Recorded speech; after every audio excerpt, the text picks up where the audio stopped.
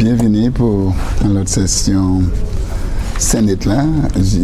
Aujourd'hui, ça c'est jeudi 11 septembre l'année 2024 avec peut-être un changement qui a changé. 11 septembre, c'est un jour qui n'y a pas de significance en Sainte-Lucie, comme ça c'est jour l'année 2009, c'est l'hôpital Sainte-Jude brûlé. Mais pour aujourd'hui, cette session qui Sénat là ici avec on te dit hier durant la session, c'est même ça nous a créé qu'il consiste la tenue ici en maison administration finance Madam President, avec quand nous a parlé nous avons sergent tué avec Madame Président qui a suivi avec nous avons commencé à dentement.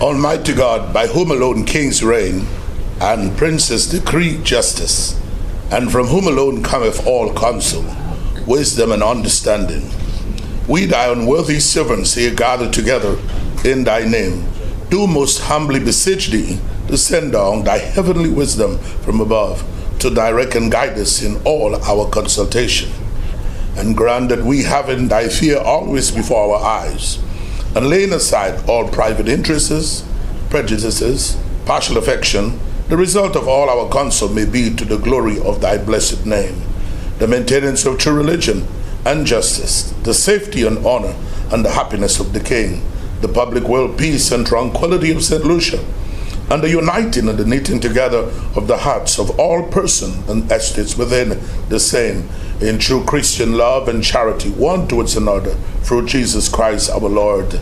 Amen. The grace of our Lord Jesus Christ, and the love of God, and the fellowship of the Holy Ghost be with us all evermore. Amen.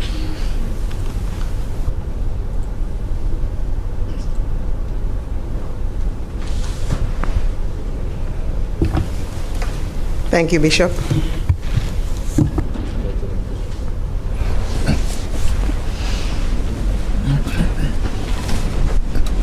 Injustice.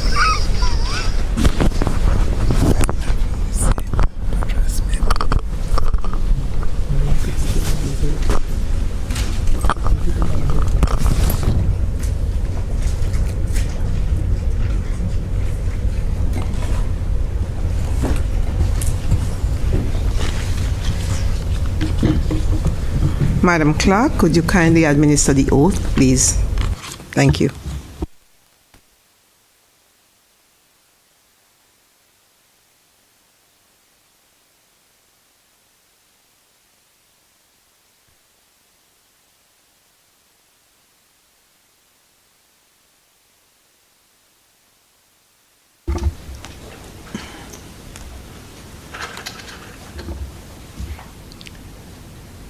I, George Goddard, do solemnly affirm that I will be faithful and bear true allegiance to St. Lucia, that I will uphold and defend the Constitution and the laws of St. Lucia, and I will conscientiously and impartially discharge my responsibilities to the people of St. Lucia.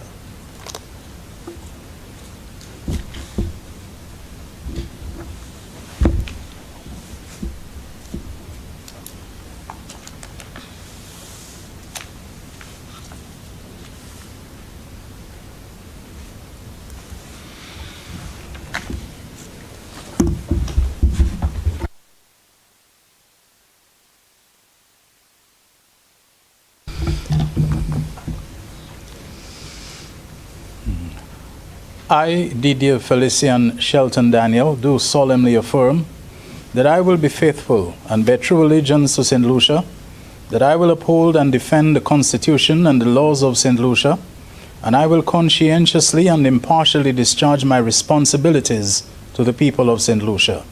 I do affirm.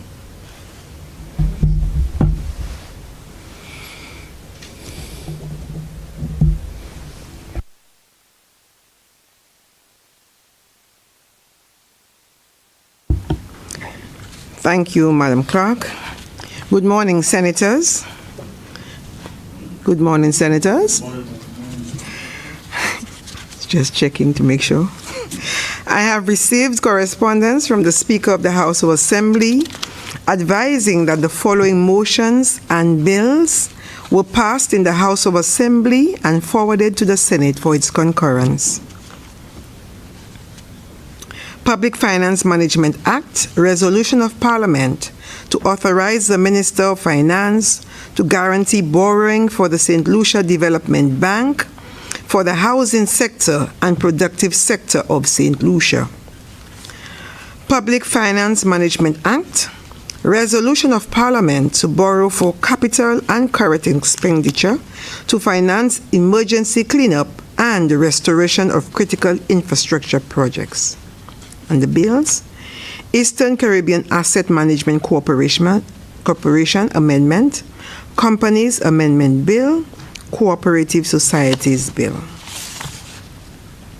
I beg to announce that His Excellency, the Acting Governor General, has been pleased to assent the following bills: Companies Amendment, Copyright Amendment, Citizen of St. Lucia Amendment, Registration of Business Names Amendment, Immigration, Companies, Pensions, Copyright, Citizenship of St. Lucia Amendment, Registration of Business Names Amendment. I have received excuses from Senators Alison Jean and Lucia Joahir, who are out of state and therefore will be unable to attend today's sitting. I welcome Senators Daniel and Goddard. Due to ongoing work at the Parliament building and specifically the chamber, we are forced to relocate to this finance administrative center. I would like to extend my sincere apologies to you, Senators, for any inconvenience caused by this change in venue for today's sitting. On behalf of Senators, let me thank the Parliament staff, officers of the Royal St. Lucia Police Force, technicians from JITS and staff of NTN for all the hard work which they have put in to prepare for today's sitting. Special thanks to our Deputy Clerk, Ms. Sharon Montoute, who coordinated all the teams and efforts. Thank you, Madam Clerk. We also thank the staff of the Finance Administrative Center for accommodating us. We hope we'll be out of this space as quickly as possible today. Since our last meeting, I wish to inform Senators that I was selected to participate in the election assessment mission for the UK general election, which was held on July 4th, 2024. The mission and recommendations inform future electoral development in the UK and jurisdictions of the Commonwealth. The mission was facilitated by the Secretariat of Commonwealth Parliamentary Association, CPA, and the British Islands and Mediterranean Region, BIMR, and it ran from Monday, 1st July to the 5th, 2024. It was indeed a very interesting and informative exercise. It included 2 days of training. Then you travel to your assigned constituency. I was assigned to the city of Birmingham, which is almost like a second home. Participation in stakeholder meetings where we met various candidates who were contesting the general elections. Day 4, it was meetings with local stakeholders. We had to meet with women's managers and residents of a women's shelter. We met the local presiding officer. It was an all-engaging activity. Day 5, polling day observation, from the opening of polls through to voting to the counting process, which I kind of crashed out at midnight. And Day 6, return to London, the UK Parliament, for the launching of the preliminary statement. So again, I keep encouraging senators to apply to do the residency course or any of the courses, online CPA courses, and that will qualify you for other courses, for example, this one and other residency course. So please, when you have time, register on the CPA website and register to do some courses. It will give you a great opportunity. Secondly, I I was also accepted and participated in the Global Changemaker Academy for Parliamentarians, GGAP, program, which was held in at the UN campus in Bonn, Germany, from August 5th to the 9th, 2024, and was awarded a certificate of recognition. The GGAP is a global platform for dialogue and exchange among parliamentarians from around the world to engage in the issues of land conservation, maintenance, and restoration. The session included a field visit to an open cast mine and surrounding areas. The sessions at the Academy were very interesting and in many ways relate to the work of our International Conservation Caucus Foundation, of which I think almost all of us are members. Since my return, I have met with Mr. Eustace Vitalis, the Program Officer for the ICCF Caribbean Chapter, to discuss possible areas of focus for ICCF. I wish to inform you, Senators, that St. Lucia's representative to Miss Universe, the lady who will be contesting on behalf of St. Lucia at the pageant, has requested a few minutes to engage with us in our capacity as Conservation Caucus members because of her interest in the area of sustainable development as she seeks to represent St. Lucia at the pageant. She wants to put some project together that will be part of her presentation. We shall arrange a brief meeting with the young lady, and I hope you can make time to sit with her for a few minutes, probably next week. Statements from ministers, parliamentary secretaries.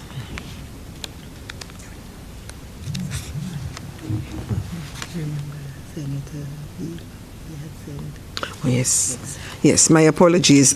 We have also apologies from Senator Dilly, the Deputy President, who is overseas as well. And I think unofficially, Senator Fede is running a little late, so we expect him anytime. Papers to be laid. Honorable Leader of Government Business. Thank you, Madam President. Good morning, colleagues. Madam President, before I proceed to the papers to be laid, I want to join you in thanking the Parliament staff and the staff of this department for creating the ambience and the setup for this sitting, and in particular, as you said, the good work on leadership of the Deputy Clerk and her team in the absence of the other members. I also want to take the opportunity we have not had a sitting since our new Olympic champion brought the gold home, so I want to take the opportunity to join all who have done so, and of course with this chamber to congratulate Julian Alfred for the tremendous achievement that she has really put out there for our country and for all of us, and we look forward to welcoming her home on the 24th, and I urge all members to be part of the celebration in one way or the other. Madam President, I beg to lay the following papers standing in my name. Statutory Instrument number 94 of 2024, Price Control Amendment number 9 order. Statutory Instrument number 95 of 2024, Excise Tax Amendment of Schedule 1 number 9 order. Statutory Instrument number 96 of 2024, Fiscal Incentives, Tolling Manufacturing and Engineering Consultants Limited Amendment order. Statutory Instrument number 97 of 2024, Fiscal Incentives, Bonn Baguette Bakery Limited order. Statutory Instrument number 98 of 2024, Fiscal Incentives, Vision Express Company Limited Amendment order. Statutory Instrument number 99 of 2024, Micro and Small Scale Business Enterprise, Declaration of a Small Scale Business Enterprise, Prince Ricci Bakery order. Statutory Instrument number 100 of 2024, Resolution of Parliament to authorize the making of an order for the 2021 statutory 2021 supplement to the revision edition of the laws.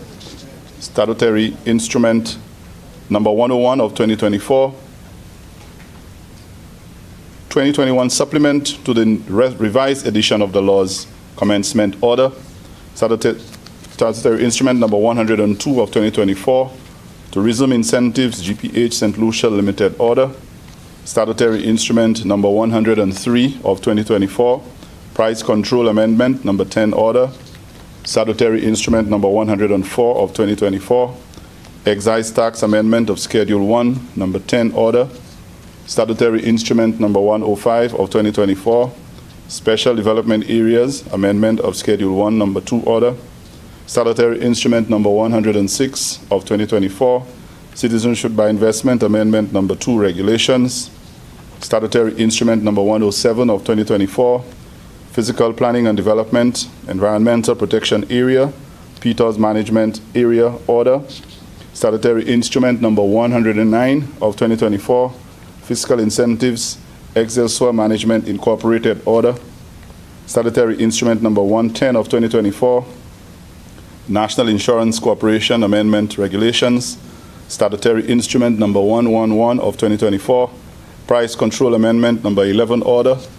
Statutory Instrument number 112 of 2024, Excise Tax Amendment of Schedule 1 number 11 Order. Statutory Instrument number 113 of 2024, Landholding Partial Waiver of Alien Landholding License Fee, Vichy Landco LLC Order. Statutory Instrument number 114 of 2024, Fiscal Incentives Concrete Express Limited CXP Order. Statutory Instrument number 115 of 2024, Stamp Duty Amendment of Schedule Regulations. Statutory Instrument number 116 of 2024, Alien Landholding Licensing Exemption GPH St. Lucia Limited Order. Statutory Instrument number 117 of 2024, Price Control Amendment number 12 Order. Statutory Instrument number 118 of 2024, Excise Tax Amendment of Schedule 1 number 12 Order. Statutory Instrument number 119 of 2024, Credit Reporting Act Commencing Order. Statutory Instrument number 120 of 2024, Tourism Development Regulations. Statutory Instrument number 121 of 2024, Water and Sewage Water-Related Emergency Declaration Revocation Order. Statutory Instrument number 122 of 2024, Fiscal Incentives Caio Industries Corp Order.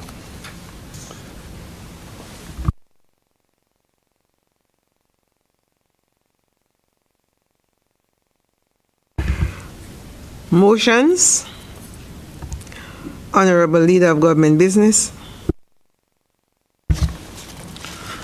Thank you, Madam President. Madam President, I beg to lay the following motion standing in my name. Whereas it is provided by Section 65(1) of the Public Finance Management Act, Cap 1501, the Act, that the Minister of Finance may, by an affirmative resolution of Parliament, grant a guarantee in accordance with an enactment. And whereas it is further provided under Section 69(2) of the Act that a guarantee issued by the government or a contingent liability created by the government in accordance with the regulations under the Act and in accordance with another enactment shall be charged on and paid out of the consolidated fund. And whereas it is provided by Section 27(3) of the St. Lucia Development Bank Act, Cap 1202, that with the approval of Parliament, the government may guarantee in such manner and on such conditions as it may think fit the repayment of principal and the payment of interest and other charges in respect of any borrowing by the St. Lucia Development Bank. And whereas the Minister of Finance considers it necessary to guarantee an amount of EC 20 million, the loan from the National Insurance Corporation on behalf of the St. Lucia Development Bank, the bank, to be utilized within the housing sector and productive sector of St. Lucia. And whereas the loan is repayable in 20 years commencing after the expiry of 3 years following the date of the first disbursement of the loan, or on a later due date as the National Insurance Company specifies in writing. That's the National Insurance Corporation specifies in writing.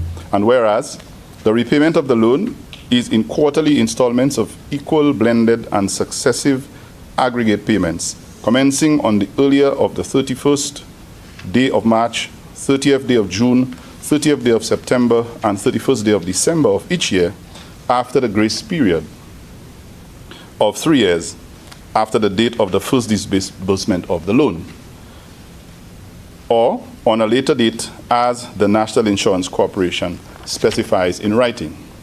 And whereas interest is payable at a rate of 3% per annum on the amount of the loan disbursed and outstanding.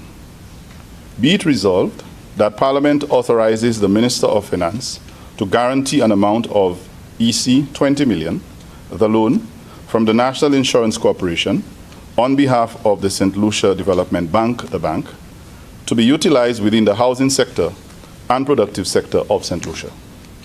Be it further resolved that A, the loan is repayable in 20 years commencing after the expiry of 3 years following the date of the first disbursement of the loan, or on a later date, due date as the National Insurance Corporation specifies in writing. B, the repayment of the loan is in quarterly installments of equal blended and successive aggregate payments commencing on the earlier of the 31st day of March, 30th day of June, 30th day of September, and 31st day of December of each year, after the grace period of 3 years, after the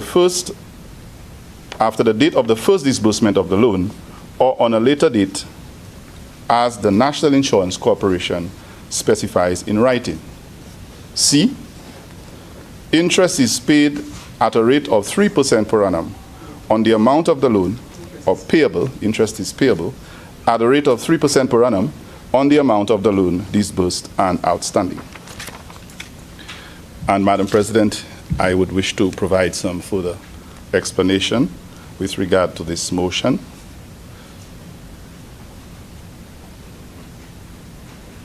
I'm not sure if the podium can be utilized. Thanks.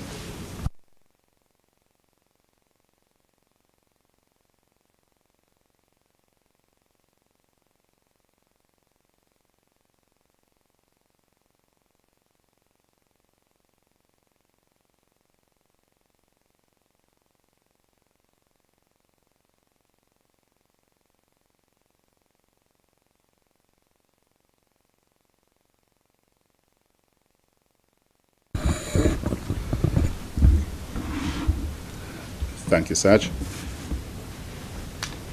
Madam President, by way of additional explanation, I wish to provide a brief context of the situation today, that the reason why we are here to explain that the government wishes to, or seek the government's approval, the Senate's approval for the government to guarantee this loan. Madam President, this $20 million loan is being sought from the NIC, and it is for further on-lending to the SLDB, the St. Lucia Development Bank, for housing development specifically, and for, as it was stated in the motion, to finance the productive sector.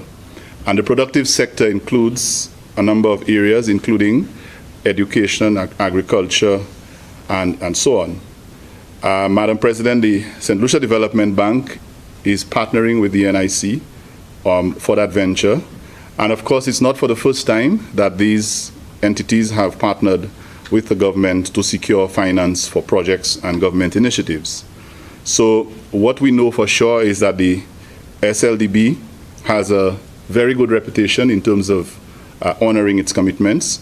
We also are aware that the government is not taking the loan but providing a guarantee should the SLDB falter, and therefore we have the confidence that the SLDB's record of not faltering on its commitments will have no issue, and the government should have very little to be worried about in terms of the SLDB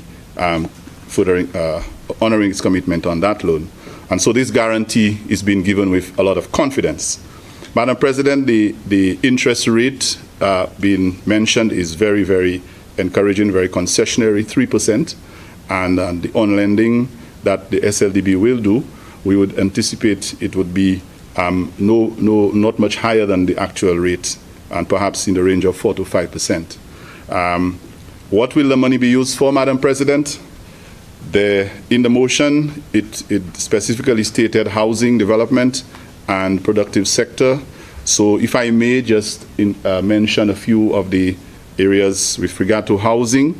As a government, Madam President, we believe that if you are going to develop a country, you have to make sure that there is inclusivity, and your medium or middle income earners, your police officers, your teachers, your nurses, your hotel workers, the people who may have difficulty securing major collateral for home improvement and building their homes and having a mortgage, that these kinds of concessionary arrangements will give them an opportunity to be able to own their own, and I say own their own house, their own piece of land, their own property, their own what we call non-disposable or immovable property, sorry, not non-disposable, immovable property.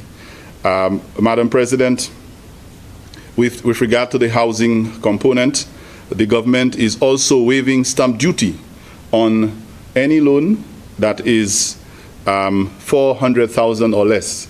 And so it means that most people in that bracket, in that income bracket, the average teacher, the average police officer is not going to be building a multi-million-dollar mansion because of their capacity to pay.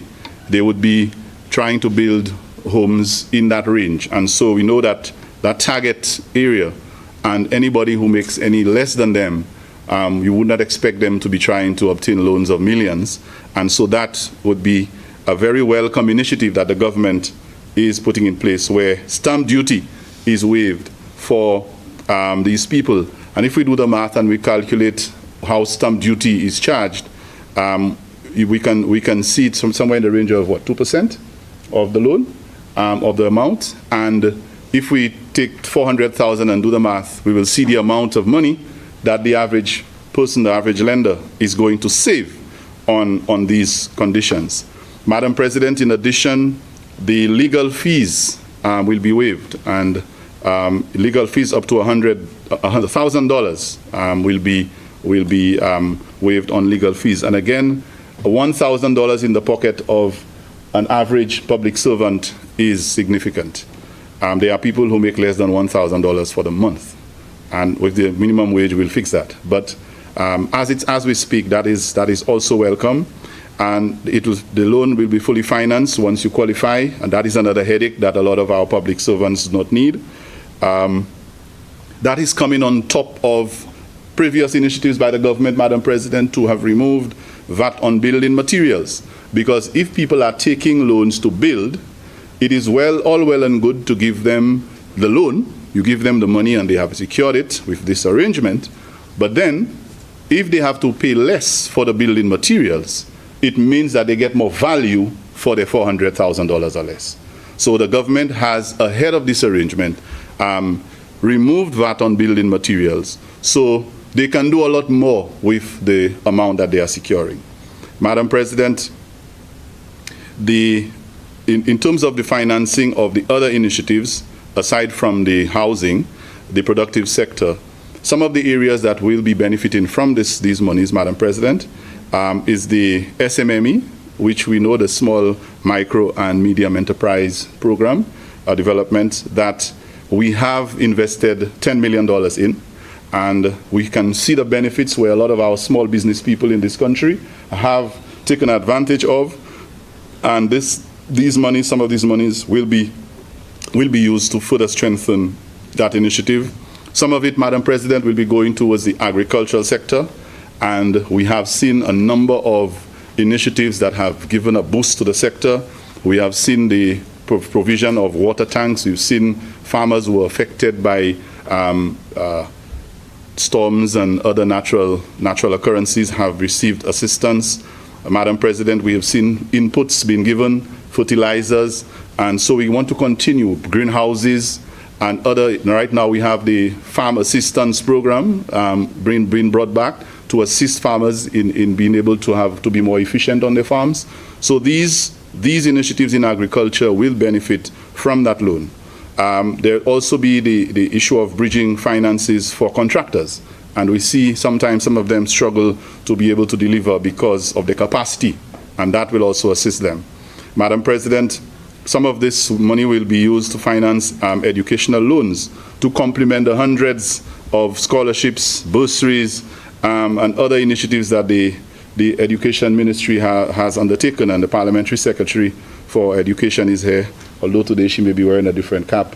But she will tell you that on top of a lot of the initiatives, particularly of late in early childhood, where the government gave a grant of $2,500 to every preschool in this country.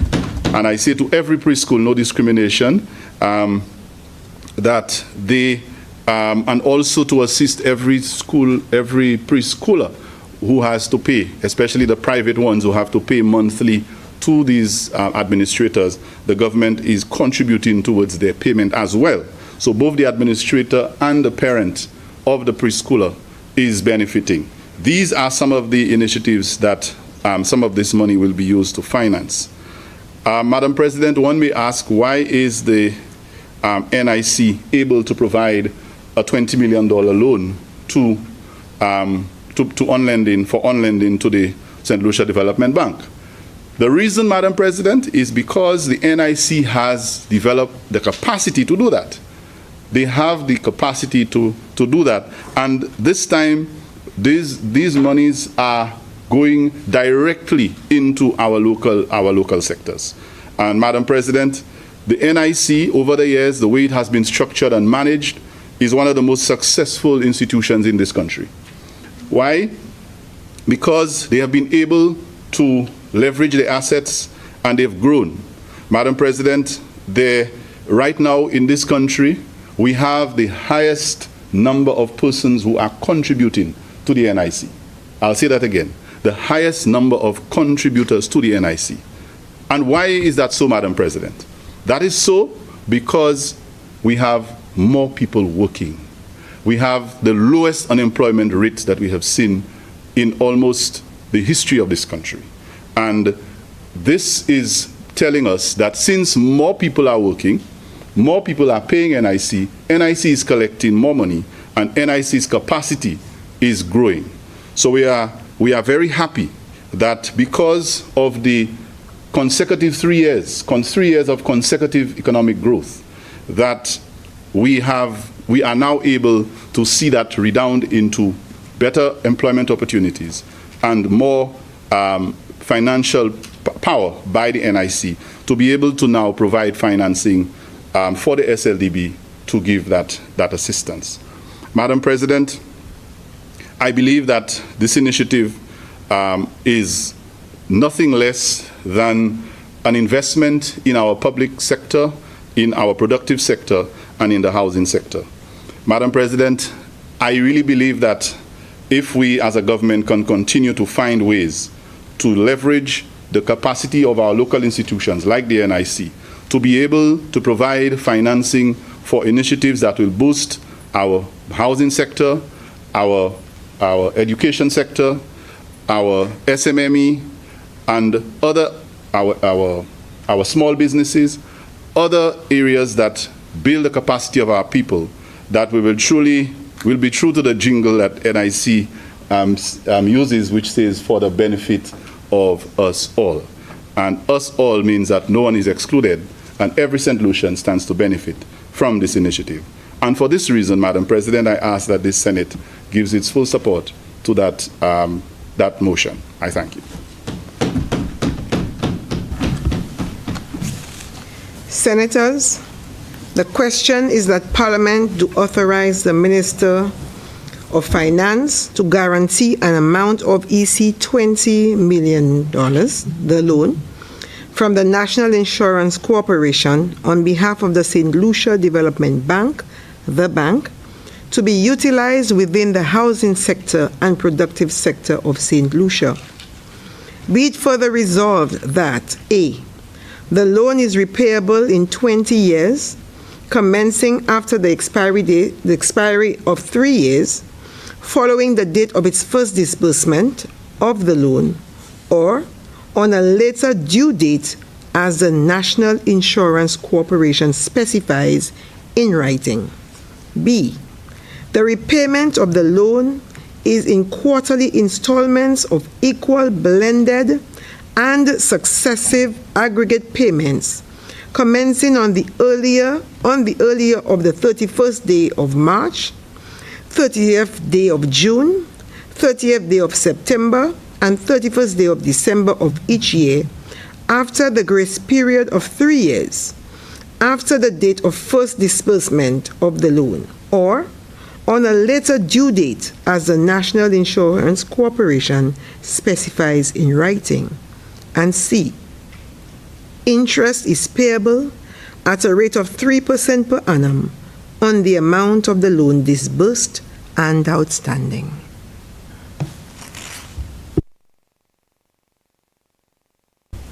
Senator Stanislaus.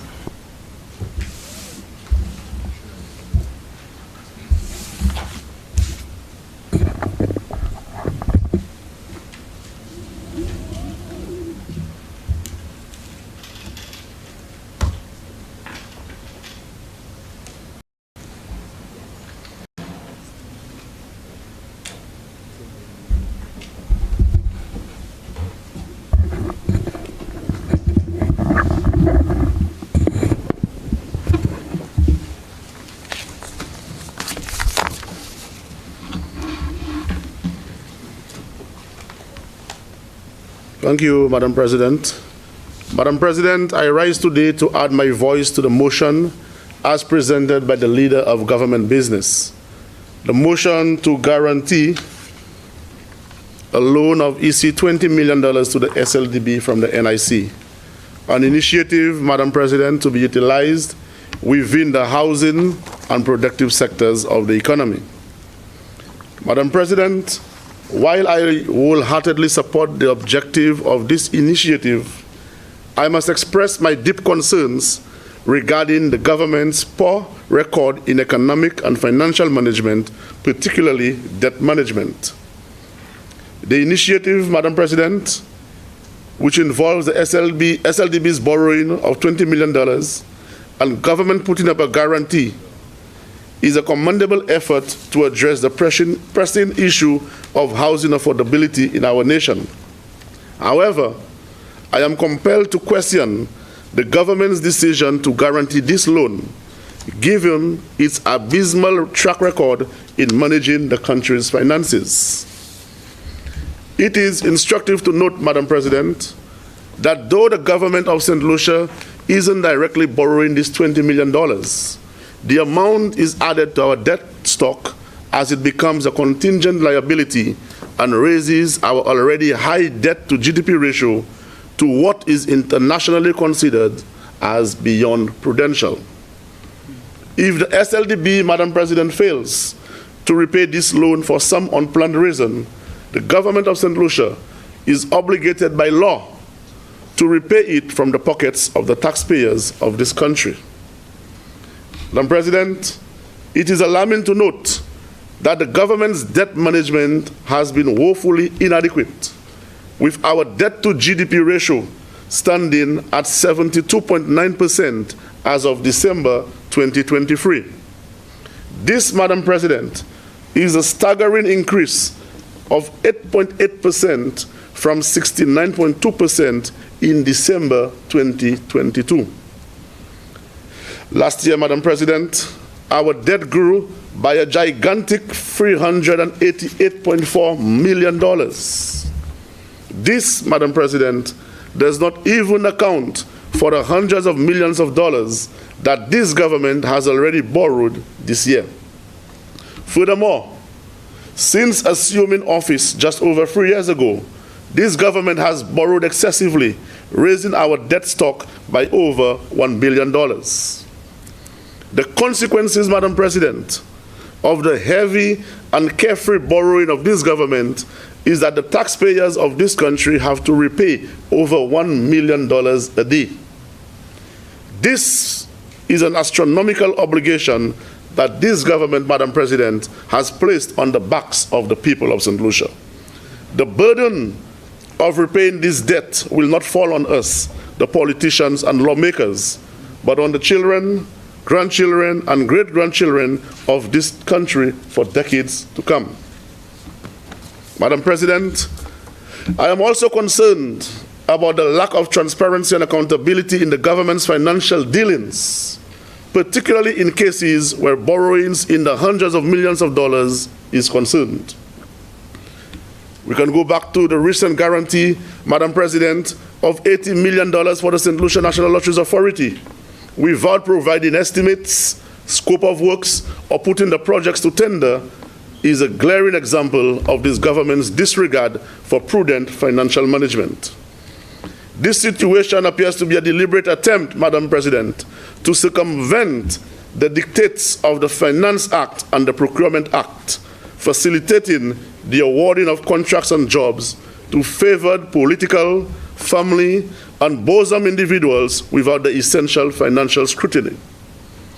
Madam President, the $200 million borrowed to complete the renovations of the burned-down 80-years-old makeshift St. Jude Hospital structure, which only 3 years ago, the members of this government assured the people of this country that completing this project required a few months, $10 million, a coat of paint, and a splash of Clorox. Today, more than 3 years later, Madam President, and over $200 million, the government is still unable to give the people of St. Lucia any assurance on the date of completion of St. Jude Hospital or the actual final cost of the project. Is this prudent financial management, Madam President? This, I believe, Madam President, is flagrant dishonesty and deceitfulness to the maximum. In light of these concerns, Madam President, I urge the government to reassure the people of St. Lucia that it will not be involved in the management of these housing projects in particular, or the awarding of contracts for the construction of these homes. I also wish, Madam President, to highlight that if the government had prudently managed the proceeds from the sale of our passports through the CIP program, it could have easily funded this initiative without having to guarantee a $20 million loan, Madam President. This government, Madam President, has been known to treat the people's money in a careless and extravagant manner, like a toddler would waste his meal by spilling his plate of food on the floor. The sale, Madam President, of just 37 passports at the statutory price of US $200,000, or approximately EC $540,000, would have sufficed to fund this initiative. Just 37 to 40 passports would have sufficed to fund it without the guarantee of a loan. In conclusion, Madam President, while I support the initiative, I must emphasize the importance of prudent financial management and transparency in the government's dealings. This government's track record, Madam President, as the worst economic manager in the ECCU, garners no confidence in this opposition and the vast majority of the people of St. Lucia. Madam President, this country's sluggish GDP growth of 2.2% in 2023, compared to that of our little sister isles, like St. Vincent and the Grenadines, 6%, Dominica, 4.7%, and Grenada, 3.6%, Madam President, is added justification for my apprehension about this government's financial competence and management. Madam President, I urge the government to take a more reasonable approach to managing the nation's finances and to prioritize the well-being of our citizens rather than engaging in reckless borrowing and guaranteeing loans without proper oversight. I thank you, Madam President.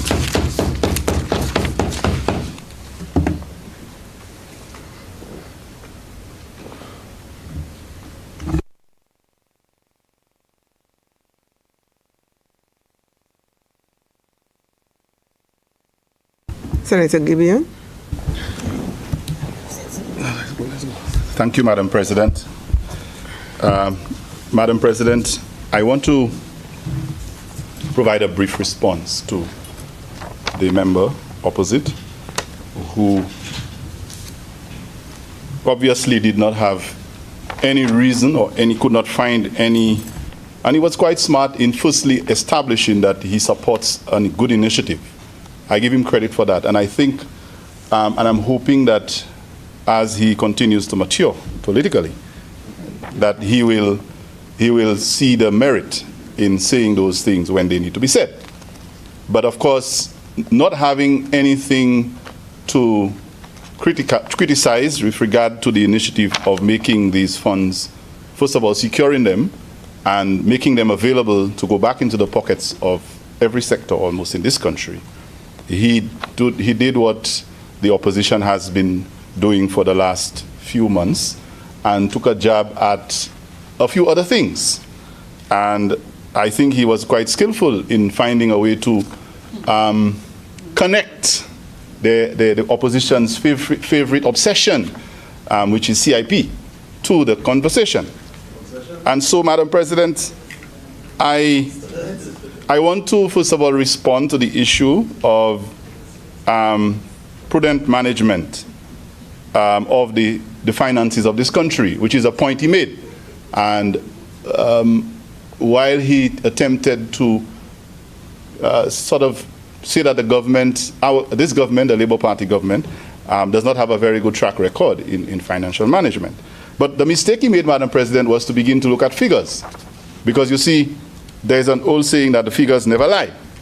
And so when you make an argument and then you go into the figures that will definitely show that your argument, in fact, the figures are saying, giving a story quite contrary to your argument. And so he mentioned quite smartly the debt to GDP ratio as of 2023, December.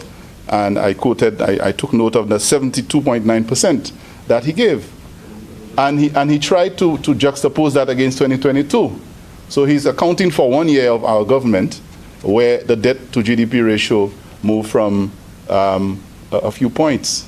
But what he did not tell you, Madam President, is what was the debt to GDP ratio in 2021 when his government demitted office and this government took office. You see, anytime you attempt to go that way, there's always going to be some stone unturned. Madam President, today, the debt to GDP ratio, the fact is, today, after 3 years of the St. Lucia Labour Party government being in office, this country's debt to GDP ratio has been on the decline. That's a fact. It is a lot lower than where we took it in 2021. Wasn't it in the upper 90s, Madam President? Wasn't it? And if it is now 70-something, yes, there may be a few fluctuations in between, but any basic statistician will tell you, if you draw the graph, you will notice it's trending downwards. And as an old teacher, a school teacher, he has a teacher sitting next to him. We know that there are certain patterns in learning. And when people try to make a point, you have to also look at the patterns. And so that argument clearly did not have any support. Madam President, he also mentioned the $80 million that the government borrowed for the rehabilitation of sporting facilities that we debated some time ago in the Senate. Mais Madame President, yo pas qu'à prendre sentiment. Parce que moi je joue ça là. Qui ça nous dit et qui manière bagay là te passé en caille concept. Yo ka viwe et puis même bagay $80 million ça. But Madam President, the evidence is there.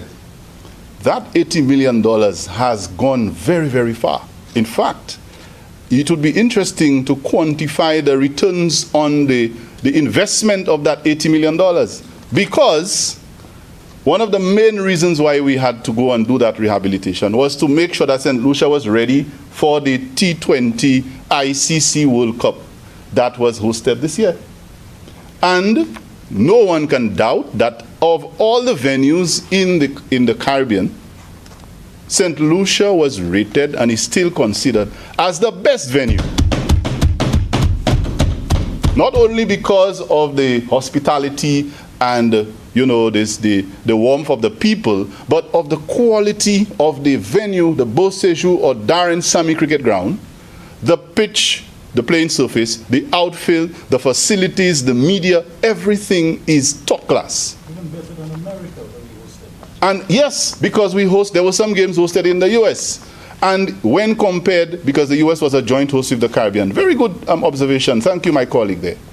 St. Lucia was rated better than a venue in the great United States of America. So, Madam President, it's when you make investments in this country and people say, oh, you're borrowing money to fix this, it is not just about borrowing the money. It's more important to look at what you do with it. And when you make an investment like that, right now we have CPL. I'm sure if he ain't going, if he hasn't gone, he'll be going. And I'm sure his colleague is from the Valley and they love sports. And I'm sure, you know, I know her, she's a sports enthusiast. I'm sure all of us here will be getting a piece of CPL. This venue continues, even with the 2 games we have hosted in St. Lucia. You can hear the discussion about the quality of this venue as compared to all the others in the region. So that money, despite his leader going and making a video to try to embarrass us ahead of a world event, it is clear that this investment has started to show its benefits. And you know what these benefits redound to, Madam President? More people wanting to come to watch cricket in St. Lucia, because there are visitors. If you look at the arrivals, you will see that when we have these events, the World Cup, you could see the reviews on the arrivals. Right now, CPL, people are even criticizing regional travel. They can't get flights because they all want to come here because St. Lucia is producing the more exciting games, bigger scores, better outfield, more fun because of the investment. So trying to beat that 80 million, ça pas passé, because we have explained before that it was a prudent investment and we continue to see the benefits. And then, Madam President, he went again to another argument that has failed before, the 200 million for St. Jude Hospital. Now, on Friday of this week, I need the opposition to tune in around 10 a.m. Yes. Tune in on around 10 a.m. because this government is coming to complete the job that we've started when it comes to St. Jude. We are going to seal the deal there. We're going to get everything else that is needed to make sure that this hospital is complete and the people of St. Lucia have the much deserved St. Jude Hospital. I will leave the details for the Prime Minister and others to unveil on Friday, but I would invite, is it right here? Yes. I would invite the opposition to take a trip, because now we are having Senate sitting and Parliament here, so this place has become multi-purpose. It's going to be the same venue right here that we will see more progress with the completion of the St. Jude Hospital. And finally, Madam President, the fixation on CIP. It had to come. And it will come again. Every motion we debate today, Madam President, I can bet you the opposition must say CIP. They must. Because you see, when you have nothing on the government, you have to find, even if you have to create the discussion, you have to create the content. You have to, because you can't attack the policies of the government. You can't attack the prudent management of the government. You cannot attack the progress that has happened. So you have to find something. So this week's session, I am betting you that the CIP, and as I say so, I welcome the leader of opposition business. He will join the phrase in every agenda item on this paper, and you'll hear CIP. You must. But, Madam President, this side, we are very well prepared and very well aware of what we can report to the people on this. And so, it seems that they are so fixated on it, Madam President, that their leader is not even here. Mawe here. And I don't know if he's still somewhere looking for the evidence that he promised. You see? Not even here to deal with the business of the people of the constituency that he represents. But let me leave that alone for now. So, Madam President, I want to reiterate. Madam President, I want to reiterate that this motion has one objective. And the objective is to be able to provide financing through the SLDB and the NIC, so that the average public servant in this country, the hotel employee, the teacher, the fireman, the police officer, the nurse, regular people like most of us who may not have previously been able to secure financing to build a home, will be able to have a facility that they can get those with concessionary rates, as well as benefits like no stamp duty, $1,000 cash back on the legal fees, so that it makes it, and take an advantage of zero VAT on building materials, so that it is easier for the average St. Lucian to be able to build a home, own a home, and have somewhere to call their own. That is how you develop wealth, and you take people up. You give them a hand up.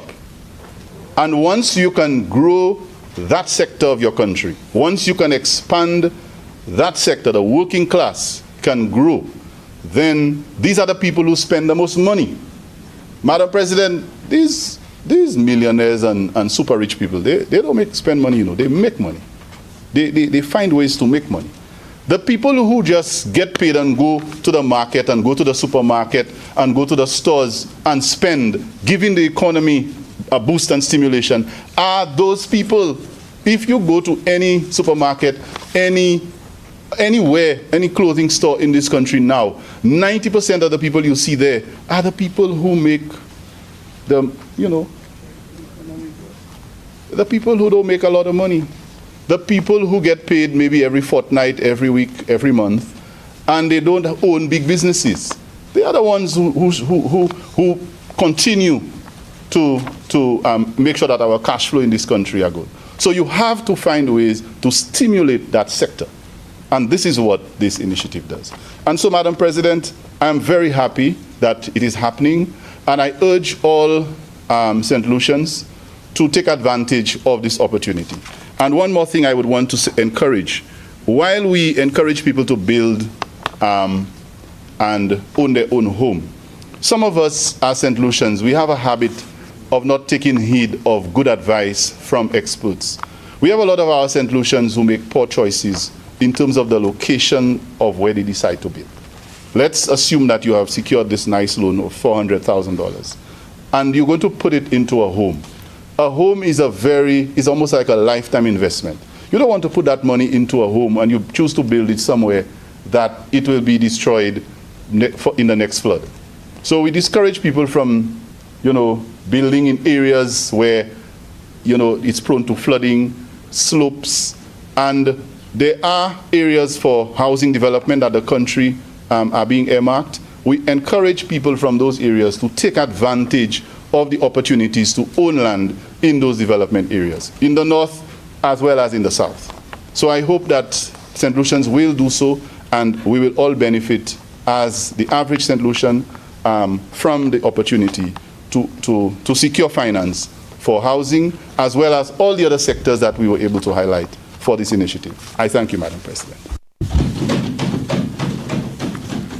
Senators, the question is that Parliament do authorize the Minister of Finance to guarantee an amount of 20 million, the loan, from the National Insurance Corporation on behalf of the St. Lucia Development Bank, the bank, to be utilized within the housing sector and productive sector of St. Lucia. Be it further resolved that A, the loan is repayable in 20 years commencing after the expiry of 3 years following the date of first disbursement of the loan, or on a later due date as the National Insurance Corporation specifies in writing.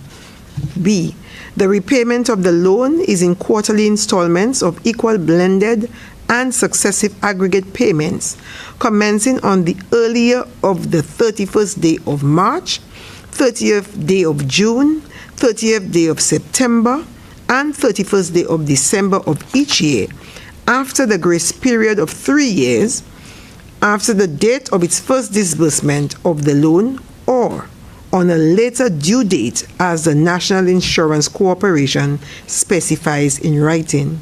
C. Interest is payable at a rate of 3% per annum on the amount of the loan disbursed and outstanding. I now put the question. As many as are of that opinion, say aye. Aye. As many as are of a contrary opinion, say no. I think the ayes have it. The ayes have it. Honorable Leader of Government Business. Thank you, Madam President. Madam President, I wish to lay the following motion standing in my name. Whereas it is provided by Section 63(1) of the Public Finance Management Act, Cap 1501, the Act, that the Minister of Finance may, by an affirmative resolution of Parliament, borrow from a bank or other financial institution for the capital or current expenditure of government.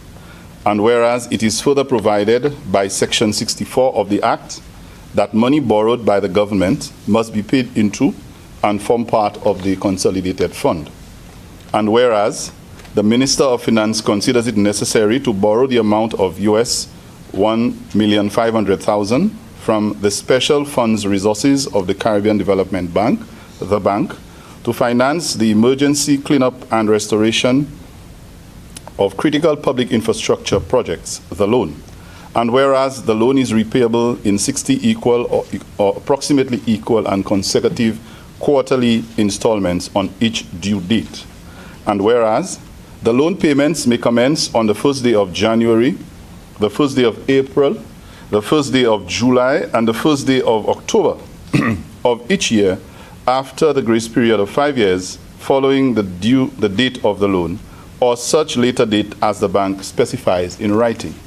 And whereas interest is payable at a rate of 0.75% per annum on the amount of the principal disbursed and outstanding, be it resolved that Parliament authorizes the Minister of Finance to borrow US $1,500,000 from the special funds resources of the Caribbean Development Bank, the bank, to finance the emergency cleanup and restoration of critical public infrastructure projects, the loan. Be it resolved that A, the loan is repayable in 60 equal or approximately equal and quarterly installments.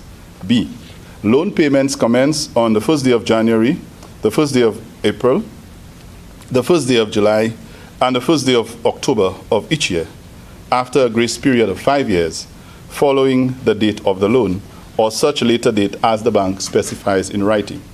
C, interest is payable at a rate of 0.75% per annum on the amount of the principal disbursed and outstanding.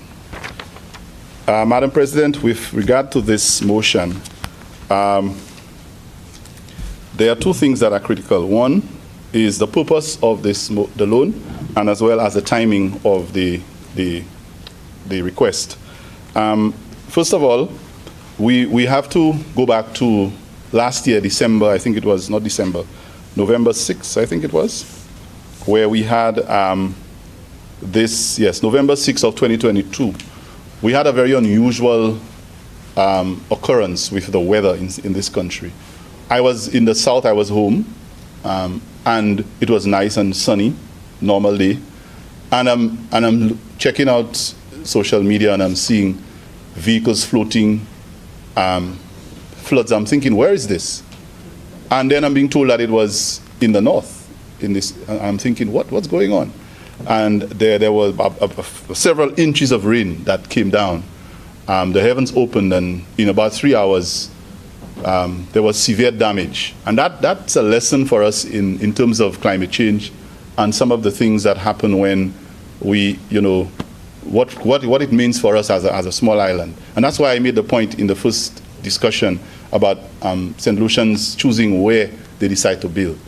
That natural occurrence, Madam President, put a lot of people in distress, and the government had to react right away.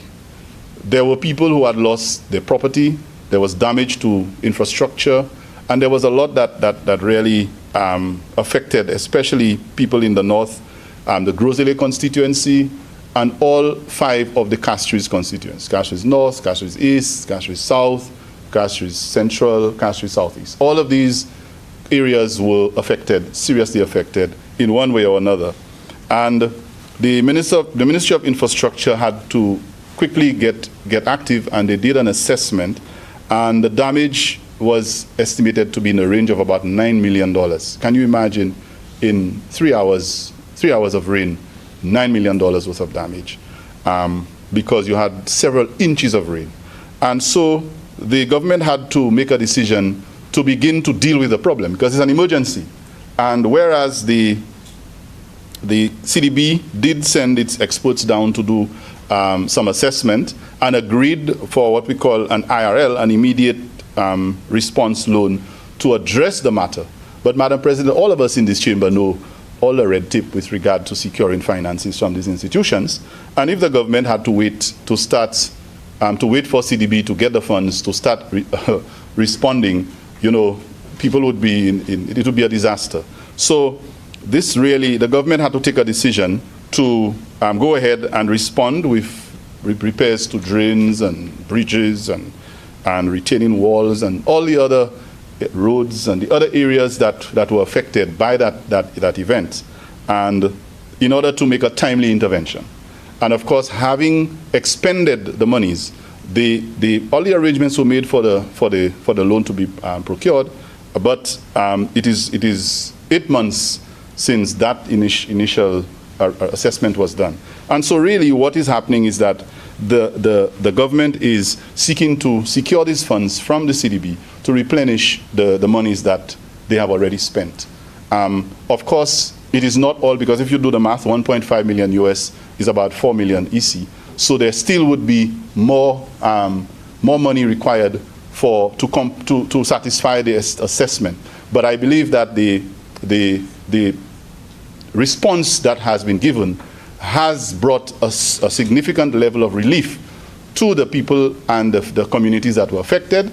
And we hope that as we continue to bring relief, that there will be more securing of some of those funds. And so this is really an effort to replenish monies that were expended because of an emergency, and to replenish the coffers of the government since these monies have already been spent. And so I ask that we, being sensitive to that, give approval to this initiative. Thank you, Madam President.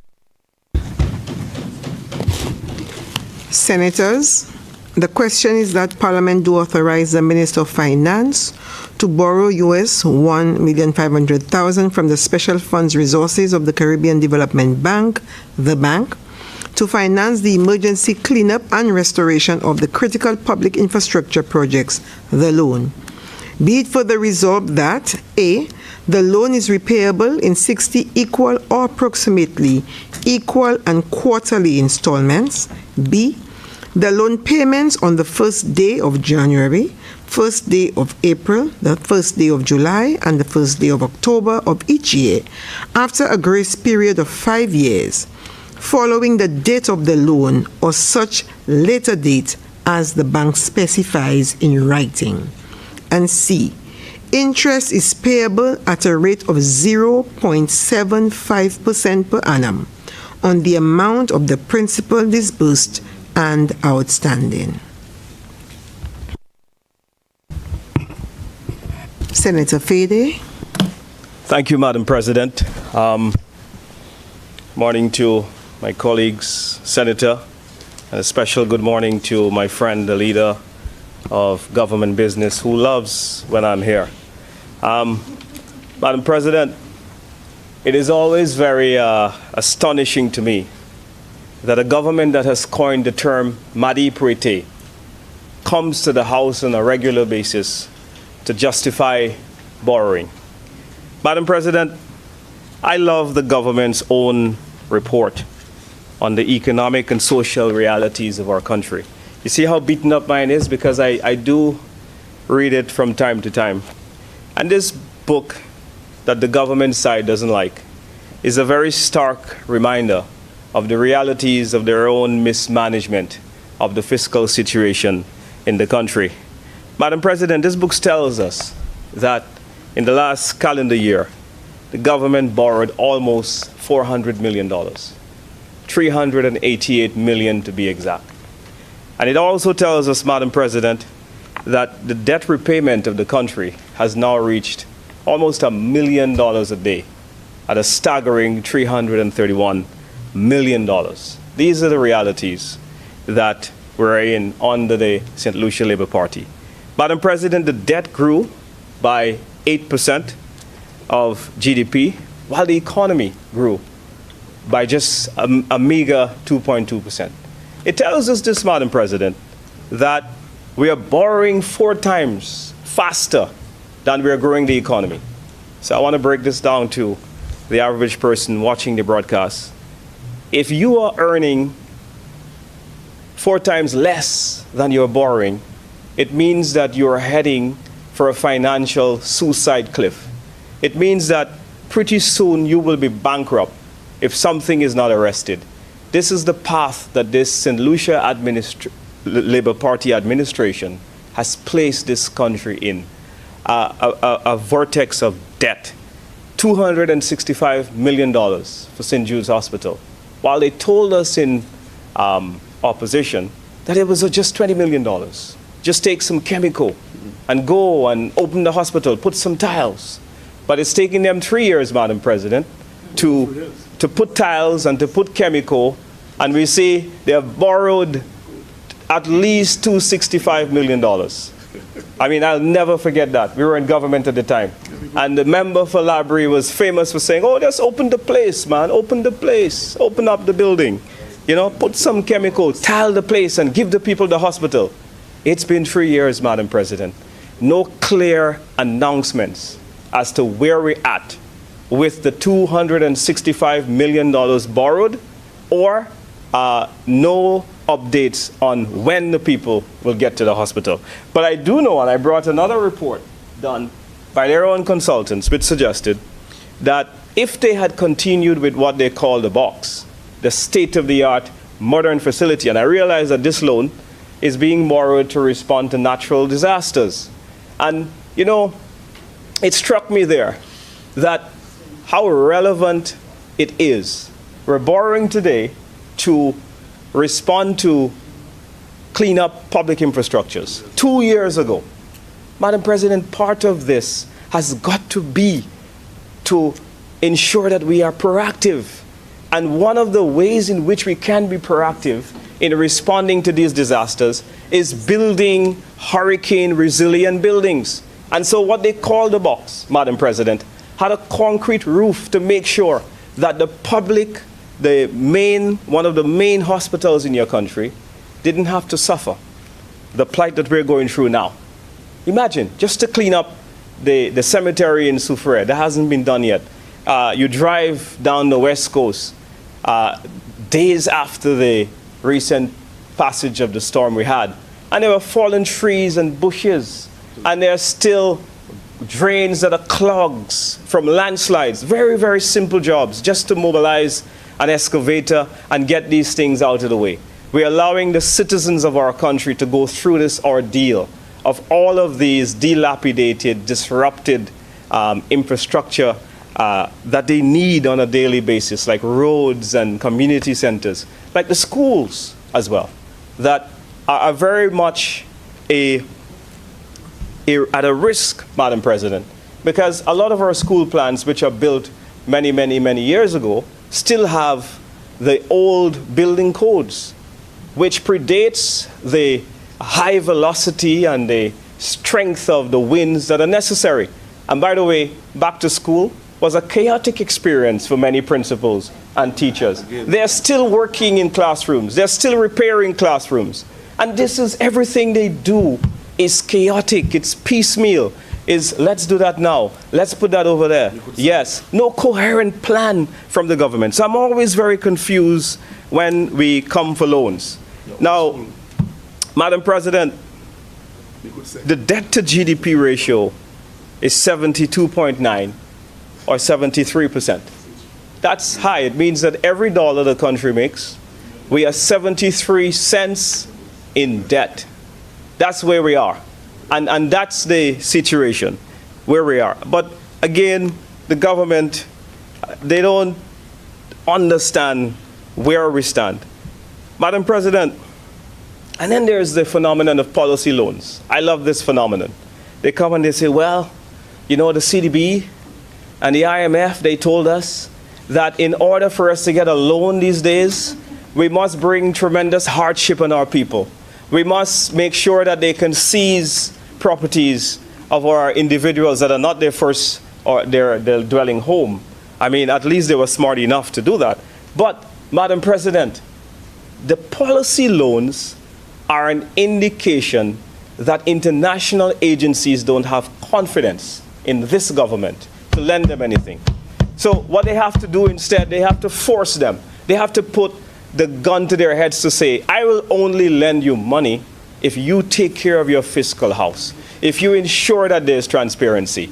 And you know, of course, CIP comes into this. You have to have transparency. So if you are not collecting your money, and I'll show you how, Madam President, you have one of the major revenue intake of the country.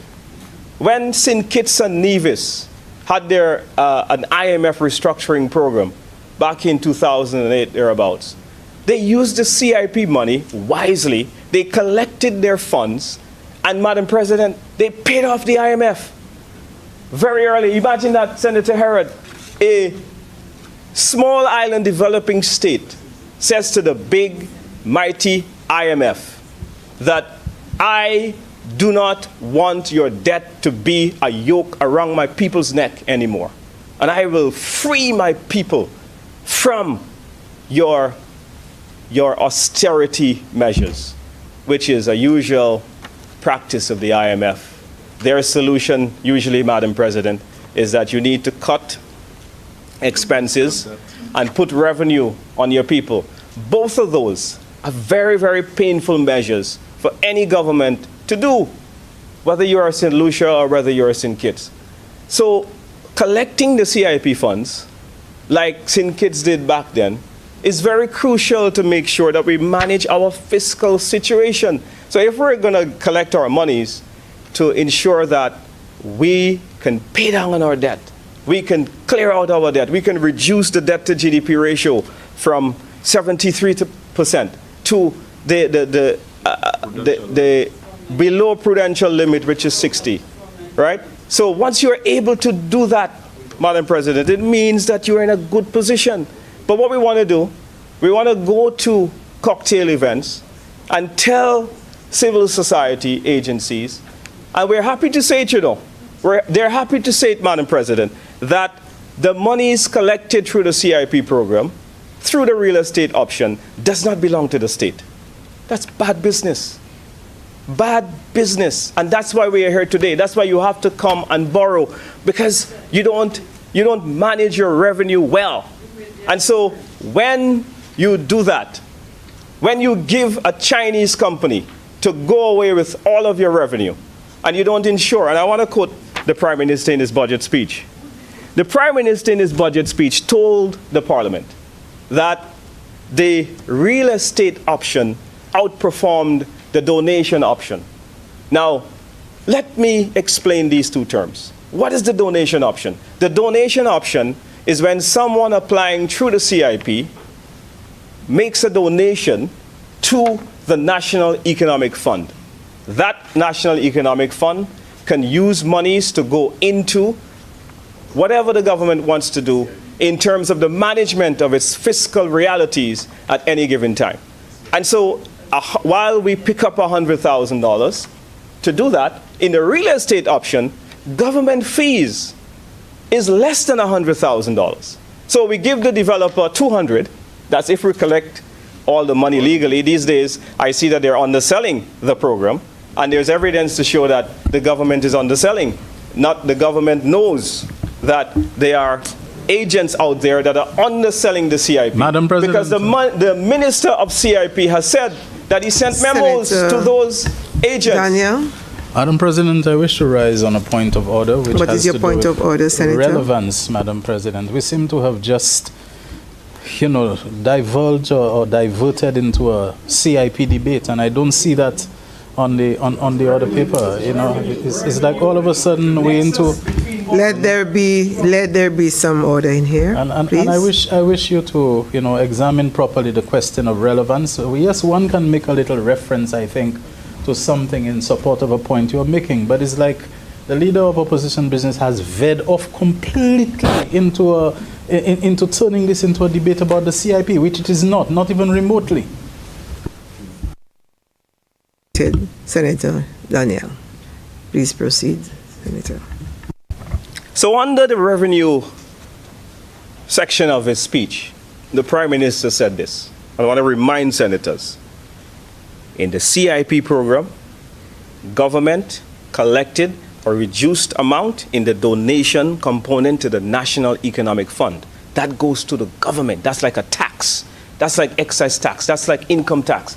The Accountant General can use those funds at his disposal because it's in the consolidated accounts. The Minister of Finance can use those funds to pay down debt if he chooses or pleases. So whatever strategic use the government of St. Lucia requires with the donation component, that can be used in the economic fund. And the point is this: in the real estate component, the Prime Minister said that there was an uptick significantly in the revenues collected under the real estate. So all the government get are application fees instead of the quantum of the $200,000 revenue. So there's a very strong nexus if we pick up more revenue, which is what the Caribbean Development Bank and others have told us through these policy loans, that if we pick up revenue, then we are in a good position to manage our fiscal situation better. That's the point. So we may not have had to come here to borrow that money. The people in Soufrière, where the sand is still in the cemetery, and I invite all senators to go see that following the passage of that weather system, Madam President, I went there to give some moral support to my colleague and to visit some friends I had in Soufrière. And the entire cemetery was buried from the passage of this storm, of this weather system. And there were people who were taking us to the gravesite and showing us, my cousin is probably over there, my nenen is probably over there, all buried, no sign of where their loved one can be found, Madam President. My understanding is that the cemetery is still pretty much the same way. The fishermen in Soufrière and in various parts of the coast that would have suffered significant damages to their fleet. I mean, the money is here, 1.5 million, is a drop in the bucket and couldn't do anything to help them. I know this is for public infrastructure, but a conversation needs to be had in terms of what is the plan to give these small business persons the relief that they need so that they can get back on track. That's an important conversation, and that's what we can use the CIP funds to do. That's what we need to do with it. Madam President, so every time we give away revenue, like, I think it's regrettable that the government, after telling all of us through the health and security tax, that they're attempting to pick up $30 million to help to buttress health care. And the letter from the Medical and Dental Association is damning on healthcare.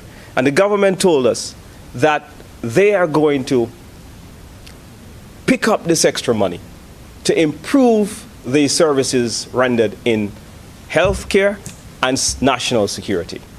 Madam President, that was supposed to pick up $30 million. To my surprise, the government recently made a decision, and it's in a statutory instrument, to show that a developer in Rodney Bay can get a concession from the health and security. That cannot be fair to the ordinary people of St. Lucia if the government is serious about picking up its revenue. All of the people of St. Lucia are making tremendous sacrifice.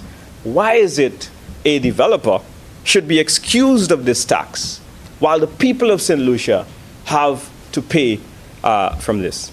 Madam President, there are people from Canaries, Belvedere, and I remember this, I think it was it Tropical Storm Brett? but it was way back during COVID. We had this storm. You remember the name of it? I can't remember the name. But there are people who have still lost, whose roofs haven't been replaced from that storm, Madam President. It was around 2020, 2021. Banana farmers who continue to lose their fields and to lose their stock from the velocity of the hurricane. Madam President, I represented the opposition at a meeting recently held by a government agency, NEMO. And I was appalled to hear that the shelters don't open while the storm is going, but the shelters that we have in the country, Madam President, barring just a few, are response mechanisms rather than shelters that people can go during the storm. I was astonished that that was a reality. And I did raise it at the meeting. And I did say to the stakeholders that we can't be exposing our people in such a way in natural disasters that if you've got people who are less fortunate, people whose housing infrastructure is not as strong, that those individuals can go to a community center shelter during the passage of the hurricane to hide from the hurricane. I was told that our shelters are not up to date and that we don't have the requisite facilities to make sure that people are comfortably housed. So instead, they inform the people, and the people have to go by family members whose housing situation is a little better, that I'm told. There was one constituency disaster preparedness council that had... Senator Fede, I know this motion speaks to replenishing funds that have been used for disaster that has passed. I have given you operative latitude. So I ask you please now speak to the motion. Okay, I've given you a lot of latitude. Okay, so please do that and we shall be on course. Thank you. Thank you, Madam President, for your guidance. So this whole issue of disaster management is crucial, Madam President, so that we don't have to come to the Parliament to get funds such as these. We have to be proactive to make sure that we do a better job in enforcing building codes, in making sure that our school plans are restructured in a way so that we don't have to respond to disasters, but we defend ourselves. There is a need to build resilience in the country, island-wide. Madam President, the previous administration, to reduce the need to come and borrow for instances such as these, contemplated a sinking fund. In fact, we had a sinking fund, and the sinking fund at the time before COVID had built up $24 million. And the opposition then, the then opposition to the Lucia Labour Party, derided us and said, why do you have a sinking fund, but yet you have a deficit of a couple $100 million? And I said to myself, what kind of thinking is this? Look at how long it takes, Madam President. And if you look at this motion and the explanation that came from the leader of government business, is that the bureaucracy is quite heavy. This storm happened back in 2022. And we're now drawing down in 2024. So imagine that we had to respond in a swift, urgent way. Rome would have burnt by now. So the need to have a sinking fund is to try to circumvent the need for you to confront all the bureaucratic hurdles that this administration would have had to confront in the processing and the whole process in trying to get this loan. From certain agencies, it's very, very tough. And I'm not blaming the government for the bureaucratic hurdles that exist. But what I'm simply saying is that in planning, in national planning right now, a government cannot plan without a wet day fund. Because it's not if, Madam President, the hurricane comes. It is when it comes these days. Because of the impact of climate change, all of us are facing an existential threat of disasters that can affect our lives in ways that are unimaginable. And so, Madam President, I want to say that we need to go back to the principle of having money so that we can respond quickly and urgently, so that we can reopen some of the key sectors. I remember a disaster which necessitated the closure of the airport. And I was still in private life there. That's a major public sector asset. And just think of the impact that that would have on a tourism-dependent country. Think of the whole psyche of the customer overseas, seeing the island pummeled by a natural disaster, and the need for government to have resources to go and act now so that you can reopen your economic centers and reopen some level of normalcy and reduce the suffering that people would have had to bear. So very, very crucial, Madam President, to establish a sinking fund so that we can have monies up front to deal with these problems. Madam President, I want to thank you very much for listening to me today. And I will say thank you for your indulgence.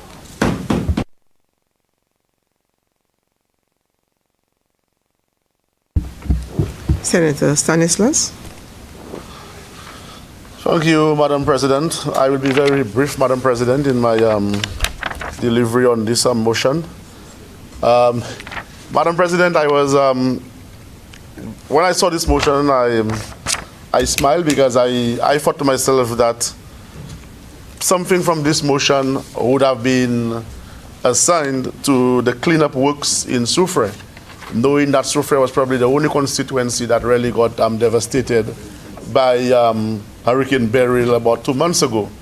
Not that I have an issue with the explanation of the leader of government business, that this is monies going towards cleanup and replenishing monies which was used for cleanup 2 years ago after, I think it was a tropical storm in November 2022. Yeah, trough. Yeah, but I'm saying, Madam President, that Soufrière, we know Soufrière is a tourist destination, and we're just about 2.5 months away from the reopening of the cruise ship season, particularly the winter season. And as my colleague alluded to, we still have lots of works to be done in Soufrière. I mean, the cemetery is still in a mess. The cemetery wall is still down. Nothing has been done to rebuild that wall because we're still in the hurricane season. You still have boats in the cemetery, Madam President. You still have debris and sand all over in the cemetery. I mean, the beach park is still, some cleanup was done, but the boardwalk at the beach park, the perimeter lights, some of the concession booths are damaged and nothing has happened. The waterfront, Madam President, the jetties, both jetties are out of commission. It's only a part of the small jetty that is being utilized, which is not even safe as they are operating there. So I was hoping that the leader of government business would have said that at least $100,000, $200,000, $250,000 of these monies would have gone to Soufrière to help with to help sustain the tourism product in Soufrière coming into the winter season. The Prime Minister, when he came down, alluded to giving $1,500 to the boaters and the fishermen. I was hoping as well to hear the leader of government business say that the fishermen and the boaters in Soufrière who suffered from Hurricane Beryl would have gotten the promised funds. But I was very disappointed, Madam President, when I heard him say that all of these monies is basically going to replenish the kitty, which was used in 2022 after the trough, Madam President. So I'm hoping, Madam President, that the leader of government business will go back to his Minister of Finance, the Prime Minister, his cabinet, and plead with them on behalf of the people of Soufrière, Fons and Jacques, so that some form of restoration can take place in Soufrière, the waterfront, the beach park, the cemetery especially, Madam President. It is an eyesore. to see the state of the cemetery. This is where our loved ones are buried, and I believe that some urgent work needs to be done in the cemetery to restore it back to its original state. So I'm making that plea to you, Mr. Leader of Government Business, to ensure that Soufriere gets its fair share of assistance, even if it's not from this, but as you said earlier, from our CIP funds, so that Soufriere can be ready for the new winter season which is approaching. I thank you, Madam President.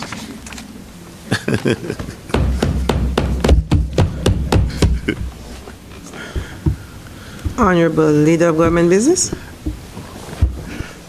Thank you, Madam President. I want to thank the opposition. You know, they put a smile on my face sometimes, and it's good to lighten up the spirit sometimes, especially the last speaker, the Senator Stanislas. But I will respond to him at the end, because I think it's good to save those moments to end the debate. First of all, Madam President, I listened carefully as the Leader of Opposition Business read the script again. As I indicated in the previous motion, it is almost certain what the opposition will do with regard to any motion on this table. And we have a couple of bills to come, and I can almost guarantee you it's going to be the same. So having been able to predict the tactic, I think one response basically takes care of it. So I don't want to go into too much detail about certain things that were said, but I think it is very important to note that the opposition now appreciates the need to build resilience. And I agree, every country is almost forced because of the how you call this, climate change, the SDGs that we have to achieve, to be able to do that. I would like to think that the distress fund was one of those initiatives that the government had in place in the event that some people went into immediate distress. And I'd like to ask the opposition what happened to it under their watch. I also want to indicate that while the opposition was very, persistent on the matter of debt and the idea of St. Lucia's debt seemingly, according to them and only them, being on the up or growing, I want to state a fact. Madam President, as correctly stated by Senator Stanislas previously and repeated by Senator Fede, our debt to GDP is 79.2. But Madam President, again, let me reiterate, 72.9. You see, I went higher, so it's lower. 72.9%, lower 70s. Madam President, may I just remind the opposition that when we took office in 2021, where was the debt? Earlier on, I mentioned it, but I had to check the figures. Madam President, and you must always be careful when you use figures, because figures don't lie. And I don't want to hear anybody coming up with any excuse now and say that's because of this or that. You come to play the figures games in this Senate. You must be prepared for the response to the figures. Let's just state the figures. 102%. That's what we inherited. When you added, and let me just give you the details, when you added the overdrafts, the liabilities, and the guarantees, as well as non-liabilities, 4.6 billion, 102. Now, if you want to talk figures, that's what happens. Now, if you want to have a discussion about circumstances, then we can have a proper conversation. But when you throw in figures out there, 72.9%. Madam President, I stand on the point of order. Yeah. I acknowledge. What is your point of order? Madam President, the Leader of Government Business continues to persist on an argument that misleads the House. And that is to suggest that the debt to GDP ratio was 102%. But it's here. I'm reading. This is the total public sector outstanding debt and liabilities as at December 31st, 2023. There's a table here for 10 years. Okay? And no, hold on a minute. There's a snapshot of 10 years. Madam President, may I rise on a point of order? Hold on. Senators. There's a snapshot of 10 No. You don't tell him hold on. I'm saying senators. You need to listen to the chair. Yeah. Okay. You want to make an intervention? Just hold on a second. Thank you, Yes, Madam Senator. President. I will repeat. The senator, in trying to indicate that I'm misleading, is now misleading, quoting a date that I have not referenced. He is going into the social and economic review and looking at 2023. I was very clear with my information. So You if he's going indicated to- when the government came into being. Yes, I was It very that. specific. That's what you said. It is clear. We shall move on. Proceed. No, Madam President. You Madam haven't allowed me President. to establish the point of order. No. He was quite clear when he indicated the GDP when the government took over, the St. Lucia Labour Party government took over. You were referencing 2023. You're Yes, on two but different wavelengths, and I say to the Senator, But, please Madam continue. President, Thank you, Madam President. 2023 is I will comparative to continue 2020. as you have ruled. There is a snapshot of 10 years Senator of debt Fede. in the Senator amount. Fede. Thank you. Thank you, Madam President. You see, that's what happens. That's what happens. May I ask you to check into the language, please? I heard that too, Madam Senator President. Fede. Senator Fede. I am advising you to use appropriate language in this space. What did I say on the record? So the record is there. Madam President, Senator Fede, I will not get into a back and forth with you. I am saying, as a grown and respectable senator in this space, please use appropriate language in this space. That is all I'm saying to you. Madam President, it didn't say it on the record. I will not put it into record. It's not acceptable and Senator. for me to put it in there, but I heard as well. All of us heard. Very disappointed. Madam President, as I was saying, and you see, the opposition likes to pick fights that they cannot deal with. If you are going to use figures, figures are figures. You quote a figure at your convenience to make a point. Okay, that's fine. I quote a figure to make the point that I am making, and the figure I am making is relevant to the time that I referenced. But again, the opposition starts to pick those fights, and then they begin to complain when you give the facts.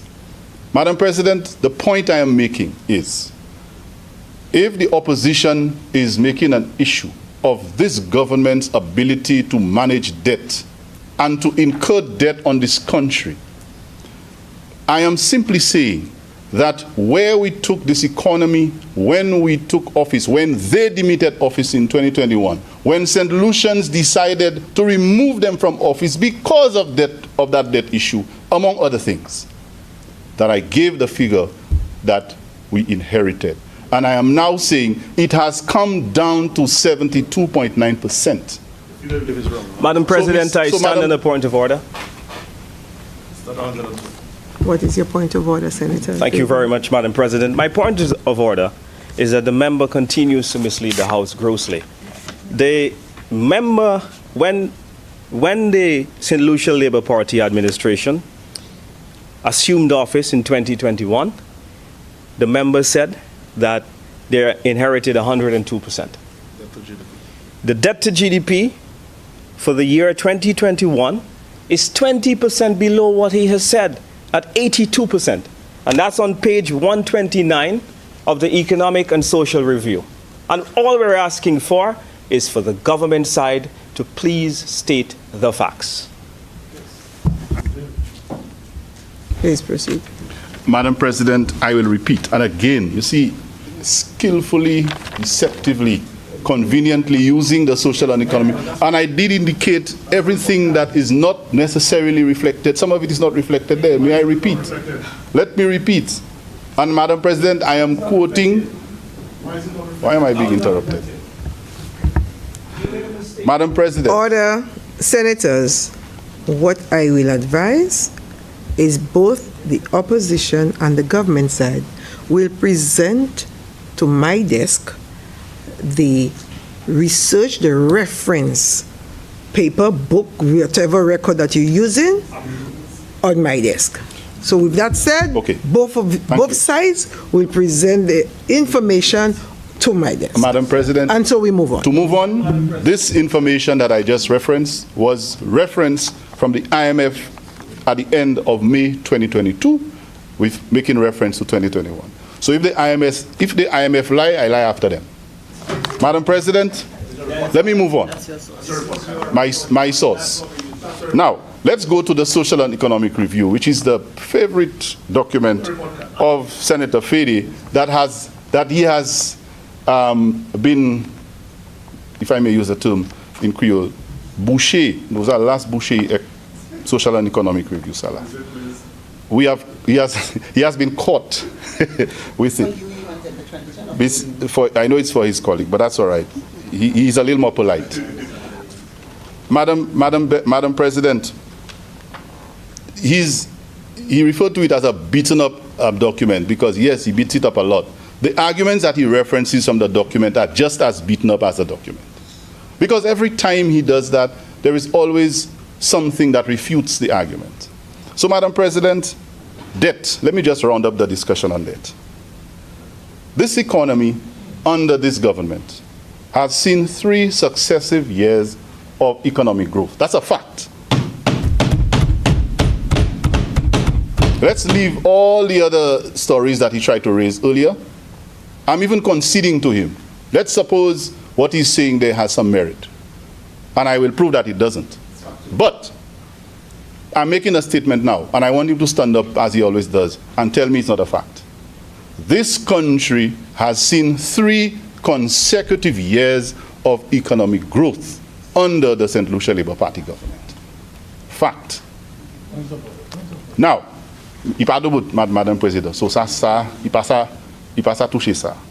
And Madam President, and we have continued to service our debt, reduce our debt stock, reduce our deficits, and we have been able in the process to realize a surplus. In fact, the Prime Minister in his budget speech was able to quote the surplus, including the primary surplus. Madam President, I stand on the point of order. What is your point of order? Madam President, the Senator? leader of government business states that they have been able to reduce the debt stock. That is not true, Madam President. The debt has reached higher Senator, than it you're has in not COVID going years. to give an argument. You're going to say your point of order is if he's misleading. So I'm giving the numbers. And leave it at that. So I'm giving the numbers. No, you're not giving any numbers. He's meeting the House in terms of what he said. Thank you, Senator. So you're just going to take my word for it? Okay, Yes. great. You believe in me? Madam President, Please proceed. I will not get caught up in all this technical. Neither am I. Let's go. I want to say again, this country, and I'll say it again, maybe that's the only time the leader of opposition business will concede. He may concede when we go for lunch, but for now, in the official records, St. Lucia has seen 3 consecutive years of economic growth. Now, we have reduced our deficit to the extent that we have achieved or realized a surplus. I want him to tell me when last he saw that happen under the government that led him.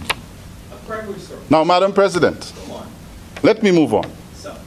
Aside from the CIP, that script that they were reading, and the Madam President, excuse me, please, on a point of order, I believe. What is your point of order, Senator Daniel? Members, when they're on their feet, they have a right to be heard in silence. Throughout the presentation of the Honorable Leader of Government Business, I have had considerable difficulty listening to him with a consistent, hearing of what he's saying because of the deliberate noise that is being raised up, even without microphone being on by the leader of opposition business. I believe he has used the privilege of rising on a point of order. He ought not to be engaging in this kind of behavior, which makes it difficult. I can only speak for myself, for me to hear the leader of government business. And I don't think this is right and according to the rules. Thank you very much, Senator Daniel. I think we have established that there is a lot of banter going back and forth across the space. And given the fact that you are unable to hear now, I want to say to both sides, let there be one. When one person is presenting, the rest of us should be heard in silence. Okay. Thank you, Madam President. Thank you, colleague. I need some protection here, Madam President, because I feel that, every time I make a point that is true, when you speak the truth, and it puts the government in a good light, it triggers something in the opposition. Now, in this chamber, I am used to that. I will go according to your guidance. I'm not fazed by what's going on there. I expected that. It's normal for the opposition to do that. In fact, every time the government brings good news, and these days, almost every Friday, we have some good news, and I invited them to come to this very place on Friday. You will see that same behavior replicated in all of them on social media. It is just part of their DNA. So, Madam President, I appreciate the intervention by my colleague, but it's okay. Once you are okay with what happens, I am okay, because I'll remain focused on delivering the message that I have to deliver in the Senate. So, Madam President, as I was saying, we have established that there has been consistent growth. We have established that we have realized a surplus. And so the opposition is unable to attack the government on its performance in that regard. And therefore, we came here to present a motion to secure 1.5 million US to replenish monies that we have spent to respond to a specific incident. And the opposition found a way to go into a lengthy conversation on their favorite topic of CIP. And I guarantee you it will not stop here. It will continue for every bill. So, Madam President, there was also a reference made to chaos for back to school. Madam President, I happen to have been a school principal during a time when this government was in office. And Madam President, I can recall several times when, for the entire first week of school, my students couldn't settle.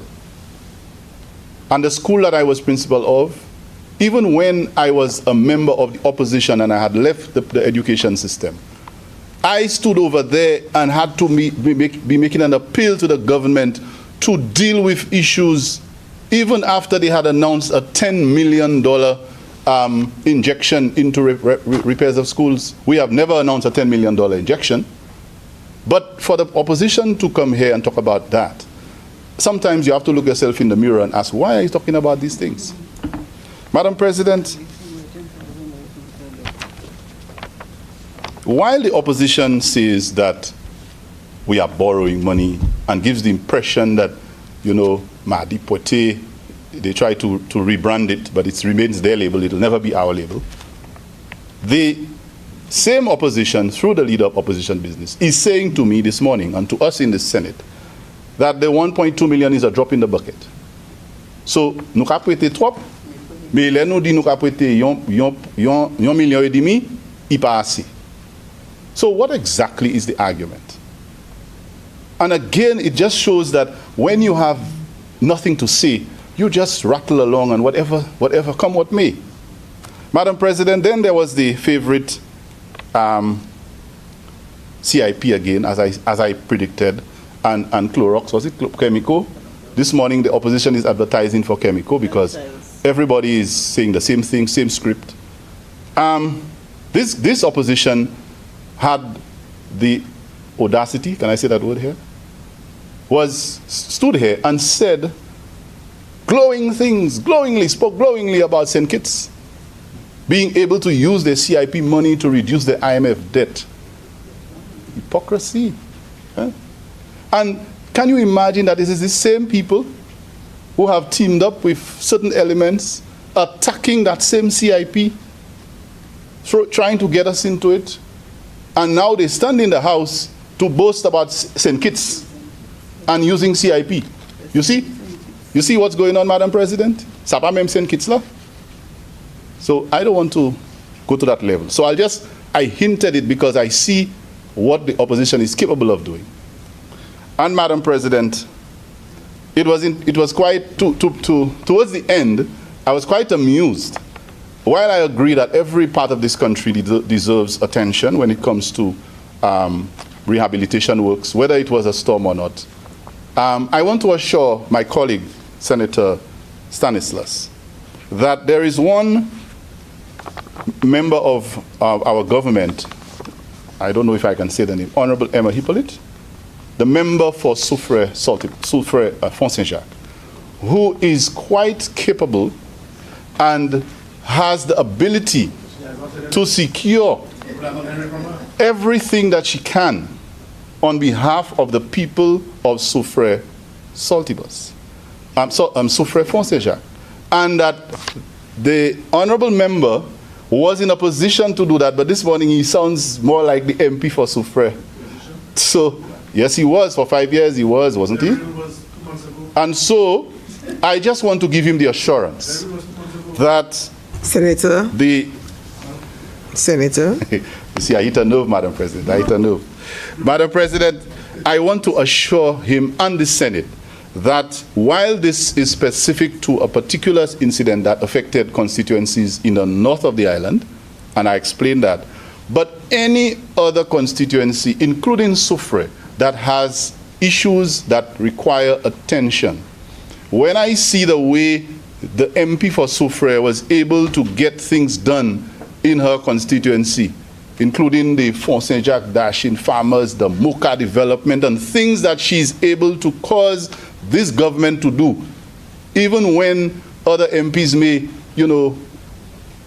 not get everything they want. She has the ability, and I have the confidence that whatever it is he raised there, which are legitimate, that let not your heart be troubled. The MP for Soufrière is quite capable. She has been given the mandate by the people of Soufrière to do that, and she'll deal with it. I will convey your best sentiments to her, and I can assure you that she's on top of it, and she'll remain on top of it, and let's leave it at that. So, Madam President, I want to thank members for their contribution to this motion. I believe that we must not lose sight of the purpose for which we came to the Senate with this motion. All of this thing that happened there is just distraction. And we on this side have had enough of that to know that it will not take our focus away from delivering to the people of this country what we promised them. And even if it was not something that we stated in our manifesto, where a 3-hour persistent trough or rains just devastated a part of this country, nobody had planned for that. But because of our resilience, we had, the cash flow was there. The government was in a position to respond to this even before we got the funds. And that's the essential argument. What we're doing here today is replenishing. If we did not have the funds, we would not have been able to respond. So 8 months ago, the government was able to kick into action and respond to many of the situations that transpired on that particular day because we were in a position to do so. So if there are unanticipated events and your government is not in good fiscal standing, your house is not in order, you're going to be caught with your pants down. But this government had not prepared for this incident. But we were able to respond, and the Minister for Infrastructure did indicate the extent of the works that were done, and even indicated the amount that has been spent on the response. It was in the range of $2+ million, right? US. And so that tells you that we have been able to respond in a significant way to this situation. The only reason we could have done that is because we had been managing well and we were able to respond even before the CDB was able to provide us with the funds. And we are only saying today, we are being responsible. We know that these funds had not been budgeted for, they had not been catered for, and since we have used it, we are saying, okay, we have to come back to replenish so that we can put it back into the consolidated funds. And so, Madam President, for this reason, I am very pleased to reaffirm and remind St. Lucians that we continue to look after the interest And when things like this happen, I believe our government, as we are now, is in a very good position to respond to shocks, to respond to unanticipated events, natural disasters, and those types of situations that we may never know can happen another time. I thank you, Madam President.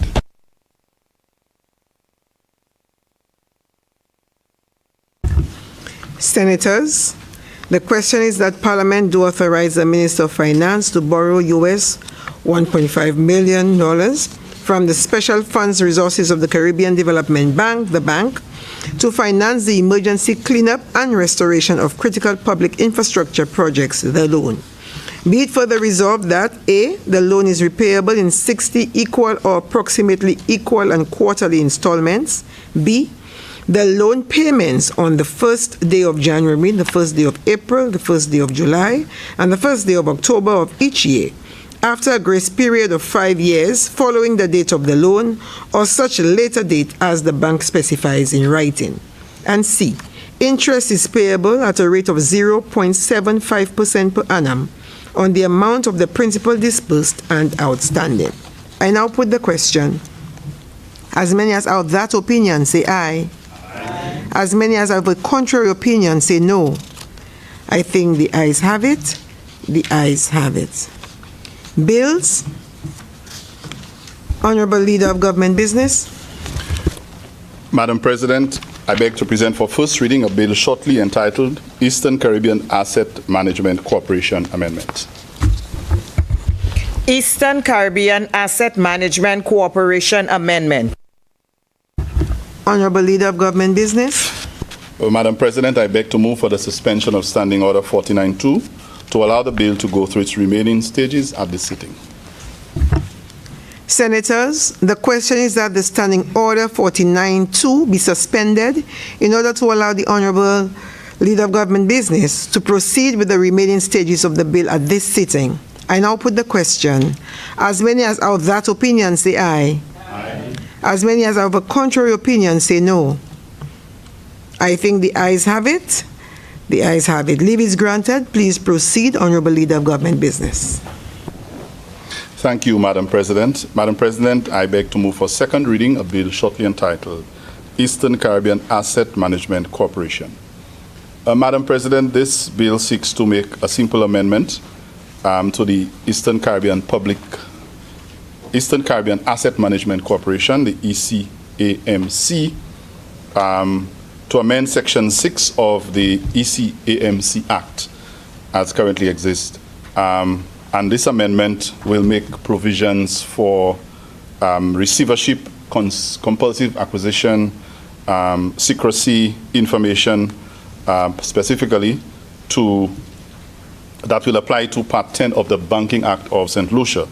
And these amendments are to facilitate these changes, and so that the Banking Act will be in cohesion with the ECAMC legislation, specifically the Section 178 of the Act, which also speaks to compulsory liquidation.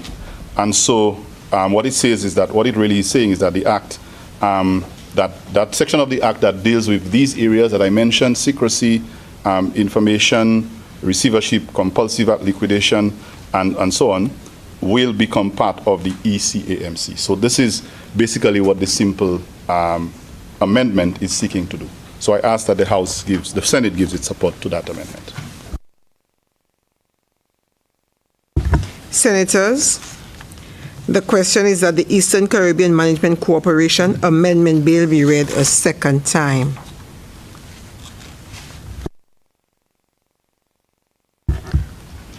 Honorable Leader, I pose the question. Thank you, Madam President. I think we can proceed from here. Senators, the question is that the Eastern Caribbean Asset Management Corporation Amendment Bill be read a second time. I now put the question. As many as that opinion say aye. Aye. As many as of a contrary opinion say no. I think the ayes have it. The ayes have it. An act to amend the Eastern Caribbean Asset Management Corporation Act, Cap 19.25.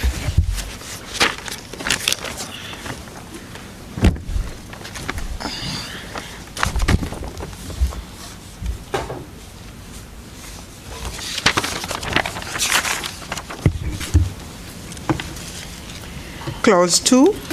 Amendment of Section 6. Clause 2 stands part of the bill. Aye. Clause 1. Short title. Clause 1 stands part of the bill. Aye. Senators, the question is that the committee rises and the bill be reported. I now put the question. As many as of that opinion say aye. Aye. As many as of a contrary opinion say no. I think the ayes have it. The ayes have it.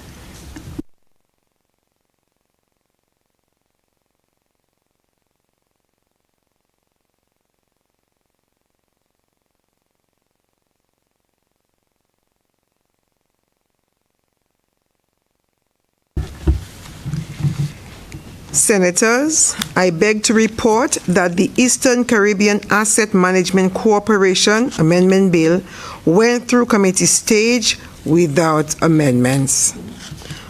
Honorable Leader of Government Business. Madam President, I move that the report of the committee be adopted and that the bill be read a third time and passed. Senators, the question is that the report of the committee be adopted and that the Eastern Caribbean Asset Corporation Amendment Bill be read a third time and passed. I now put the question. As many as are of that opinion say aye. Aye. As many as are of a contrary opinion say no. I think the ayes have it. The ayes have it. Be it enacted by the King's Most Excellent Majesty, by and with the advice and consent of the House of Assembly and the Senate of St. Lucia, and by the authority of the same as follows. This act may be cited as the Eastern Caribbean Asset Management Corporation Amendment Act 2024. Honorable Leader of Government Business. Madam President, I move for the first reading of a bill shortly entitled Companies Amendment Number 2 Bill. Companies Amendment Number 2. Honorable Leader of Government Business. Madam President, I move that under Section 49.2 be suspended to allow the bill to go through its remaining stages at this sitting. Senators, the question is that Standing Order number 49.2 be suspended in order to allow the Honorable Leader of Government Business to proceed with the remaining stages of the bill at this sitting. I now put the question. As many of who are of that opinion say aye. Aye. As many as are of a contrary opinion say no. I think the ayes have it. The ayes have it. Leave is granted. Please proceed, Leader of Government Business. Thank you, Madam President. Madam President, I beg to present, for second reading a bill shortly entitled Companies Amendment.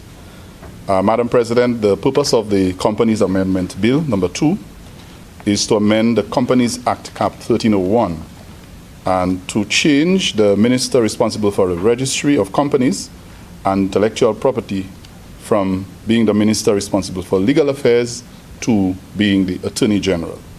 And there's quite a lot of merit why this needs to be done, but I'll just continue to provide some explanation. And this is a relatively simple change, but it's necessary because it provides a greater efficiency in the operations of the registry of companies and intellectual property. Presently, the minister responsible for legal affairs is also the minister responsible for the Companies Act.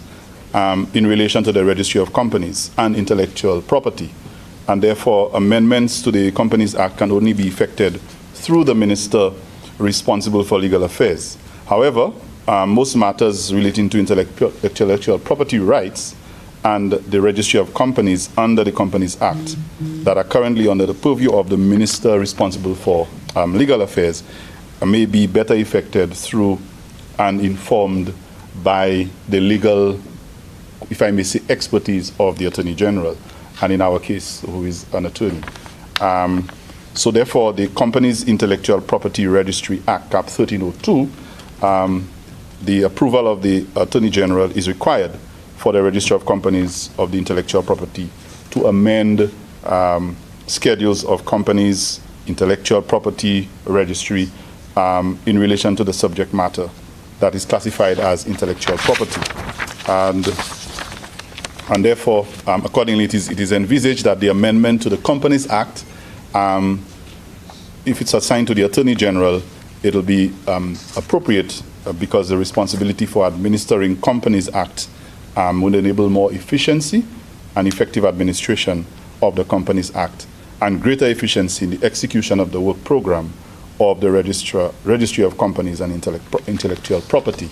Additionally, Madam President, given that the Registry of Companies and Intellectual Property was established as a statutory body under the Companies and Intellectual Property Act, and it specifically says Act Cap 1302, and not as a department of government, responsibility for that has been assigned to the minister or to a minister. Rather, such responsibility may be assigned to the Attorney General, even where the office of the Attorney General is a public office. And therefore, there's an ever-growing prominence of intellectual property in various sectors and a need to strengthen the regulatory framework. And all of these will require a certain level of oversight on the part of the Office of the Attorney General. And so I think it would, we believe that to make that amendment, it is anticipated that the amendment of the Companies Act will allow for us to keep a firm hand on what is happening with the companies and intellectual property. So essentially, it's really to change from the Minister to the Attorney General. And that should make it a little more efficient and better managed. So I put that amendment to the Senate for its approval. Senators, the question is that the Companies Amendment Number 2 bill be read a second time. I shall pose the question, Senators. Yes, I think so, Madam President. Senators, the question is that the Companies Amendment Number 2 bill be read a second time. I now put the question. As many as are of that opinion say aye. As many as are of the contrary opinion say no. I think the ayes have it. The ayes have it. An act to amend the Companies Act, Cap 13.01.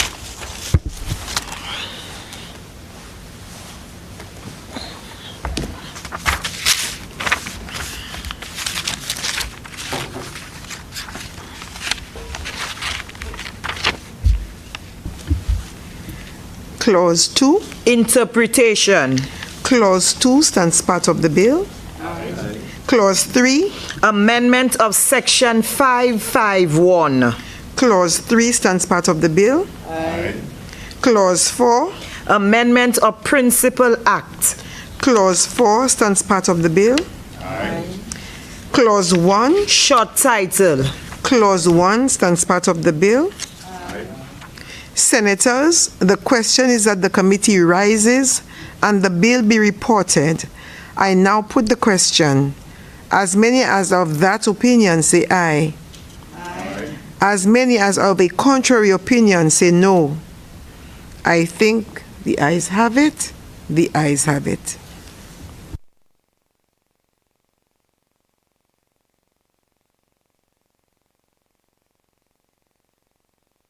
Senators, I beg to report that the Companies Amendment Number 2 bill went through committee stage without amendments.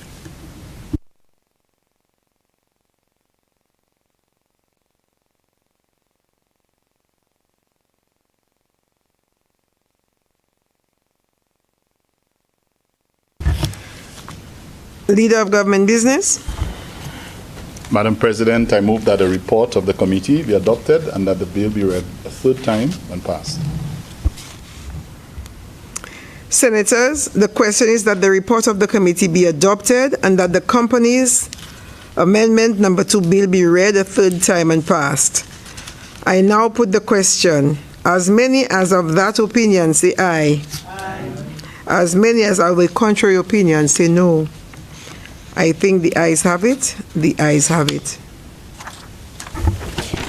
Be it enacted by the King's Most Excellent Majesty, by and with the advice and consent of the House of Assembly and the Senate of St. Lucia, and by the authority of the same as follows. This act may be cited as the Companies Amendment Number 2 Act 2024. Honorable Leader of Government Business. Madam President, I beg to present for first reading a bill shortly entitled Insolvency. Insolvency. Leader of Government Business. Madam President, I beg to present that this bill, be considered for second reading at the next or subsequent sitting of the Senate. Honorable Leader of Government Business. Madam President, I beg to present for first reading a bill shortly entitled Cooperative Societies. Cooperative societies. Honorable Leader of Government Business. Madam President, I move for the suspension of Standing Order 49-2 to allow this bill to go through its remaining stages at this sitting. Senators, the question is that Standing Order 49-2 be suspended in order to allow the Leader of Government Business to proceed with the remaining stages of the bill at this sitting. I now put the question. As many as of that opinion say aye. Aye. As many as of a contrary opinion say no. I think the ayes have it. The ayes have it. Leave is granted. Please proceed, Leader of Government Business.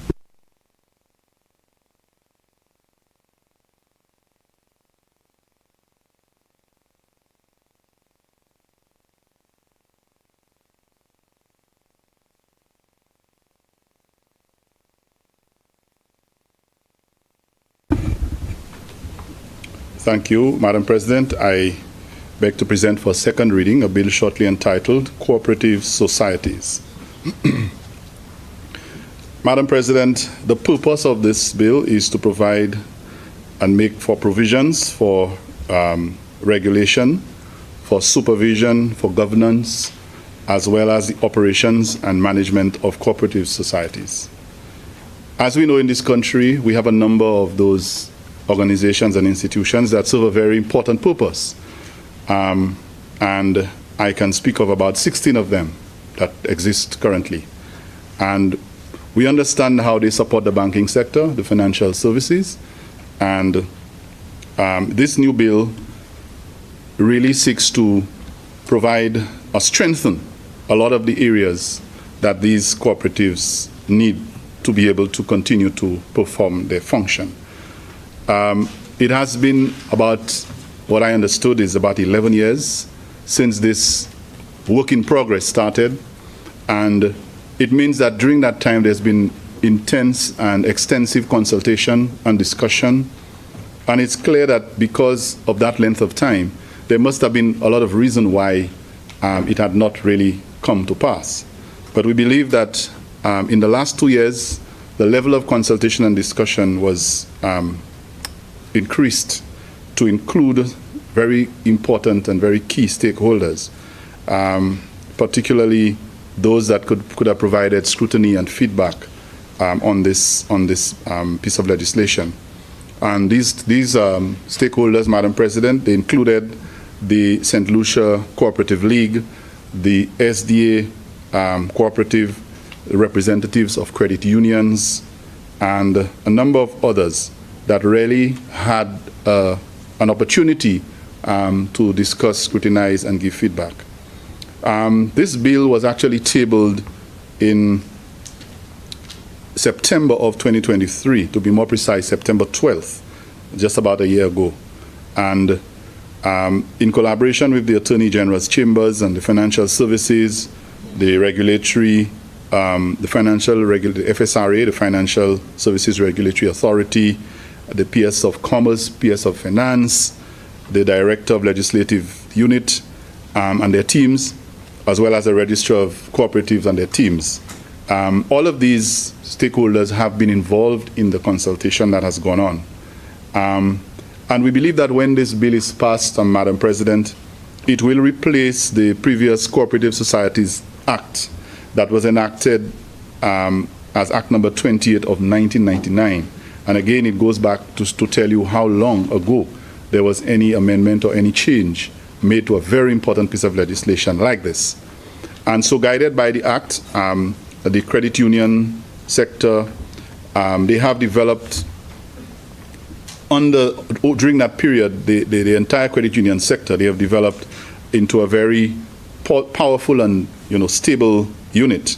The assets have moved from over just about 500 million to 1.2 billion collectively, which says that there has been tremendous growth in that sector, and that represents over almost 200% or more of growth, as well as the number of loans that they have been able to provide has also increased. That number has also almost tripled.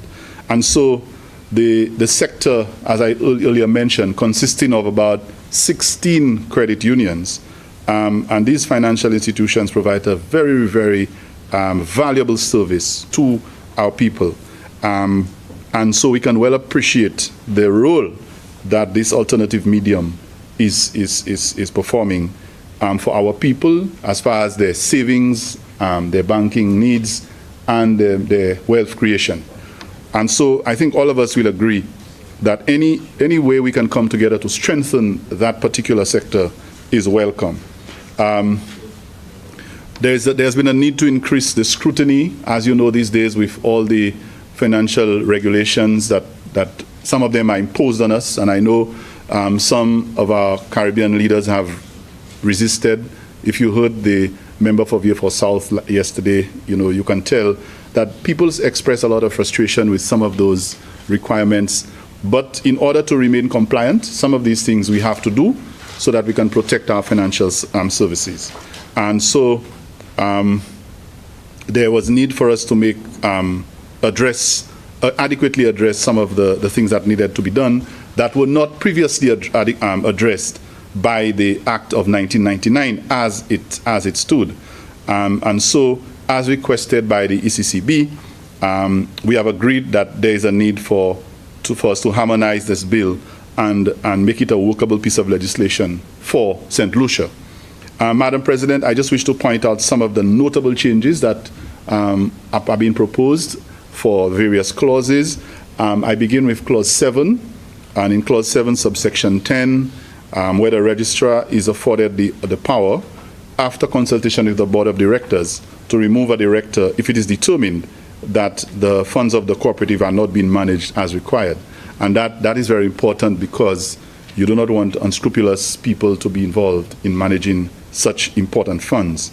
There's also, in Clause 55.1 and Clause 56, reference is made to the money laundering protection, which since 1999, the previous Act had made no provision to combat money laundering and terrorist financing, which has become a big talking point. Sometimes, in our little 238 square miles, people ask, but would St. Lucia have anything to do with terrorism? Well, the bigger fish, they put us through the same scrutiny, and so we still have to comply. Madam President, in Clause 97, provision is made for an internal audit and increased capacity for prudent financial and fiscal management. We also have clauses 108, 109, and 110, in which the registrar is given the authority to conduct due diligence on nominated members to serve on the Board of Directors and to ensure that they are reputable people. And that is key because you do not want there to be no proper screening of people who become board members and then put the business of the cooperatives in jeopardy. In Clause 168, Madam President, it allows for the registrar to issue guidance and to minimize delinquents, which also is one of the areas that can affect the sector seriously. Also, by example, in Clause 197, and that clause deals with the investment of the funds, what you can do with the money. The credit union is given a little flexibility there to invest any surpluses that they make so that they can build on the capital and they can maximize the returns on behalf of their members. And not only that, it allows for them now to be able to give higher dividends to their members. Many of us here, especially those of us who were teachers, we're part of teachers' credit unions and other credit unions where we not only save money there, but we are shareholders. And when investments are made, I'm sure we see something every 3 months. I don't remember how often, where there is a little something in red. When we used to have the passbook, it gives you your dividends on your shares and your deposits, you know, and every time you see that, you feel, it doesn't matter if it's not a huge amount, but you understand that this is your thing, you own it. So you don't only get interest on your money, but you also get paid on the dividends, returns on the investment. And that gives you a sense of ownership, and it's a psyche that you change. When you don't only go to an institution and they just account for your money, but you are a shareholder, you can attend shareholder meetings. When there are AGMs, you get a report as a member. I think this is important. And so that clause gives the cooperative or the credit union an opportunity to invest your money and make more for you. In clause 203, there is a stabilization fund is introduced in order to strengthen the insolvency and the capacity of the cooperative society. And that is important because when you hear of insolvency, people usually worry about people going bankrupt and the investments being lost. And you want to protect that as a member. In clause 206, Madam President, this clause provides for a deposit guarantee. And a deposit guarantee, you do not want to be losing that privilege, and that was not provided in the previous act of 1999. So this is another introduction of another dimension that the shareholders stand to benefit from. In clause 272, that clause provides guidelines regarding the appointment of a receiver manager, which is critical. If there are problems, you don't want the board to be just in abeyance. You want to be able to have that process followed for receivership, if ever that happens, and this is important. So, Madam President, I provided some of those specific details regarding those clauses to really establish why this cooperative bill is so critical that we make those amendments so that it becomes more compliant and more relevant for improving the governance and the management of the cooperative society, particularly within our local cooperative sector.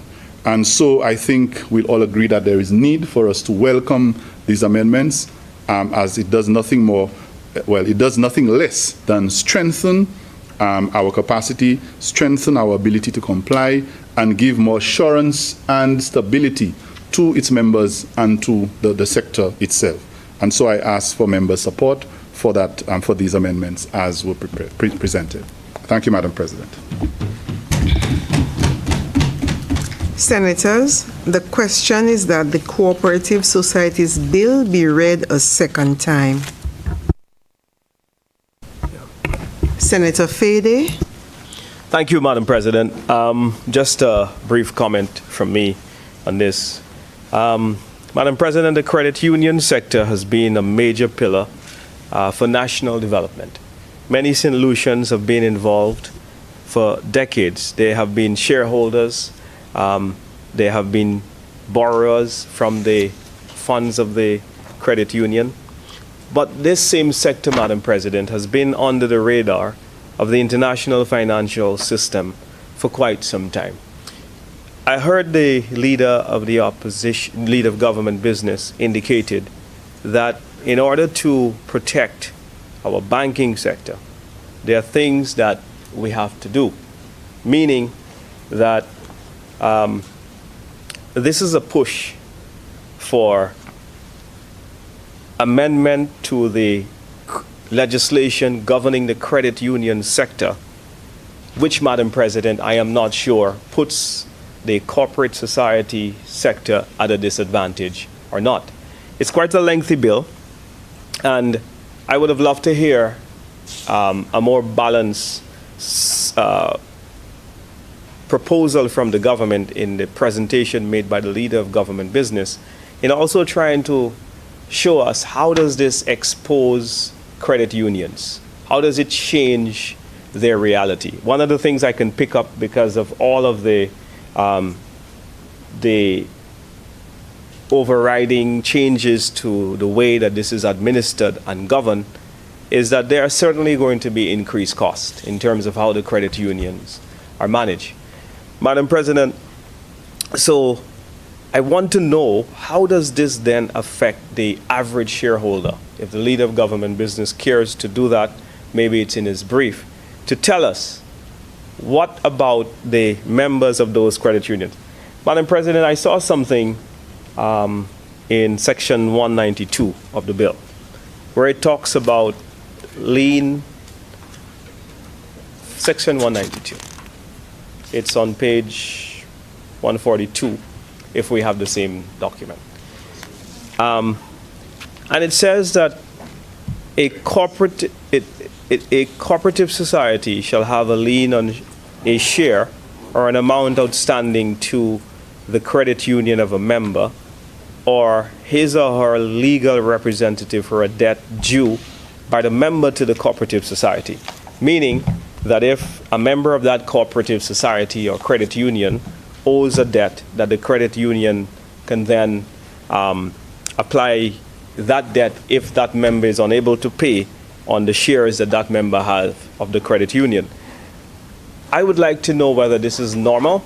I'm not a, right, okay, so I would like to know if this is normal, because it looks a little indifferent to me. It goes on to state that a cooperative society may enforce a lien under subsection 1 in the manner set out in the bylaws. A board may, in default of payment by a member indebted to a cooperative society, apply the sum paid for the time being on shares held by that member in or towards the discharge of the debt so due and expenses relating to the debt or its discharge. The defaulting member ceases to have any further claim in respect of the shares. So this is just an example of my concern in terms of how exposed, what are the new things that credit unions have to confront with. I am aware, Madam President, that the ECCB and the banking sector regionally have had a consistent concern that the credit union sector, the rules that apply to the credit union sector was somewhat different to theirs and put the banking sector at a significant disadvantage in terms of how they operate their respective businesses. But I would just like some more clarity from the government side, if they can tell us what are the new changes.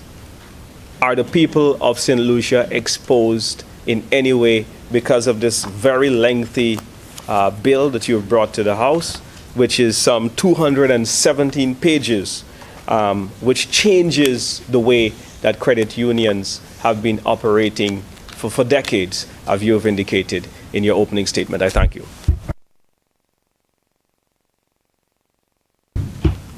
Senator Antoine Prosper.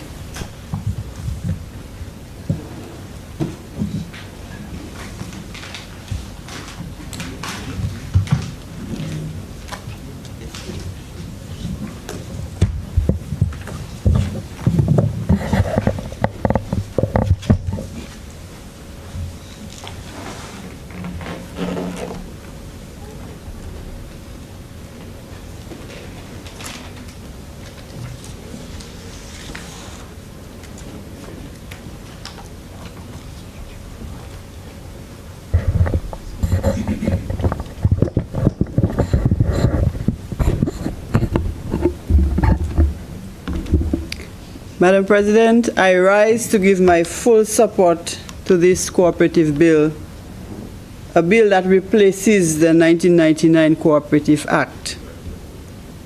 But before I start my presentation, please allow me leave to express condolences to some families from Choiseul Saltibus who have lost loved ones. I express profound condolences to the Lafay family of Lirish in Choiseul on the passing of Mr. Mios Lafay, who worked with the Ministry of Education as a plumber for a very long time.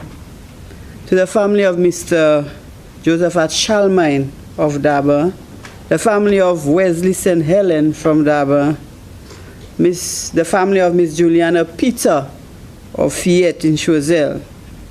I also extend condolences to the family of my former school principal and co-worker, Mr. Martin Jean, who was a community activist who served on the parish council, who served on the church council, was really a pillar in the community of Saltibus, who left us at a ripe age of 92.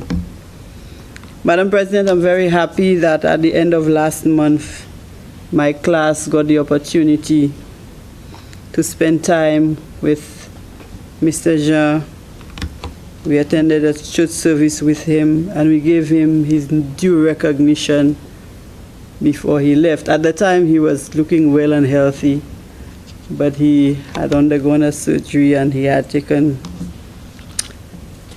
a downturn from that time. Madam President, I stand here as one who worked closely with some of the founding members of the Saltibus Credit Union, and I also served on the board of the Credit Union League in St. Lucia. From a very young age, I served on the credit, the supervisory committee, on the board of directors. I was elected as secretary, as treasurer, and president of the Saltibus Credit Union. I had the opportunity to interact with directors from numerous credit unions and the cooperatives that are non-financial, both locally and regionally. And therefore, the issue of credit union and cooperative is very close to my heart. I am also aware of the benefits of cooperatives to people from our community. The credit union was an avenue for many, is still an avenue for many people of small communities, low economic status, to achieve their goals. People have been able, people that the banks would not watch twice to give a loan, had the opportunity to build their houses, to buy vehicles, to send their children, to get loans to send their children to school. They had the opportunity to get scholarships from credit unions to assist their children. I say this, Madam President, to highlight the important role that cooperatives have played in building our economy and in raising the standard of living of St. Lucians. And they continue to perform a pivotal role in the lives of St. Lucians. I think credit unions have forced the banks to look at customers differently. So those people that the banks would not look at twice to consider giving them a loan because they had no collateral, they are now competing with the credit unions for these clients. Madam President, at the time, the Cooperative Act of 1999 was relevant and served the movement well. However, Madam President, our world is evolving rapidly with technological advancement, shifting economic conditions, and changing social norms. We have witnessed both the successes and the challenges of the cooperative movement in St. Lucia over the years. We are aware of the level of delinquency as alluded by the leader of government business. I have been there and I know. Madam President, the act that was once relevant may have become outdated, and therefore A review was necessary to adapt to contemporary needs and challenges, maintaining the effectiveness and relevance of the cooperative sector. The revision took 11 years, but the 11 years may have been necessary to allow all stakeholders to get enough time to share their views, for the sector to review its operations and make the necessary changes in the interest of both depositors and shareholders. And I say depositors because I know that there are a number of school cooperatives with a parent credit union, and at the end of grade 6, the parents and the students smile because they receive dividends, and sometimes the amount is big. I remember when my daughter got her dividends, I had to go to the bank because the Choiseul Credit Union gives the students the dividends at the end of grade 6. And so it is a very good investment, and some of the parents actually save at the school co-ops for the future of their children. Madam President, as cooperatives grow, legal and regulative frameworks also change to ensure compliance and fairness. And we are here to do this today, to protect the money of the people. We have to do that. We have to ensure that cooperatives are compliant. We have to ensure that they do things right. We have to ensure that we protect the shares and deposits of the members. We know of a lot of stories that we will not take time to speak about here. But this revision has a specific aim to ensure that there is compliance in the cooperative sector. This revised act has addressed these issues, but we know that the world evolves and there will be need for revision again from time to time. The legal and regulatory framework has also changed. And I heard the leader of opposition, the leader was questioning why, what is new. But most of what is there was already there. But the most important thing is the compliance.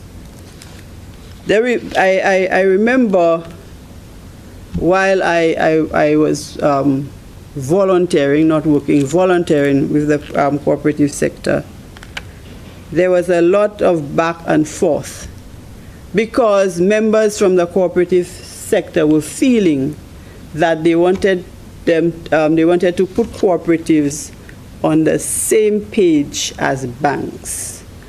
And I think that this was the biggest fight, that this was a cooperative and not a bank, and we should not be subject to the same rules and regulations as banks. And so cooperatives will remain cooperatives, and banks will remain banks. And as Library Credit Union will say, we are not a bank, we are better.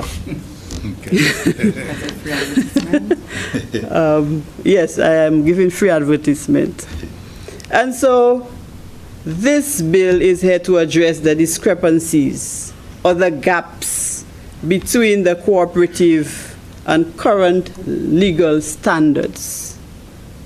Madam President, the transparency in the review process helped build trust among members.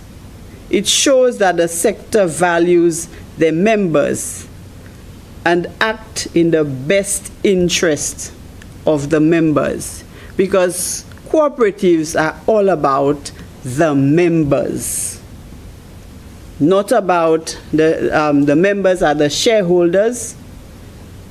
The members have the greatest voice, and so it's all about the members.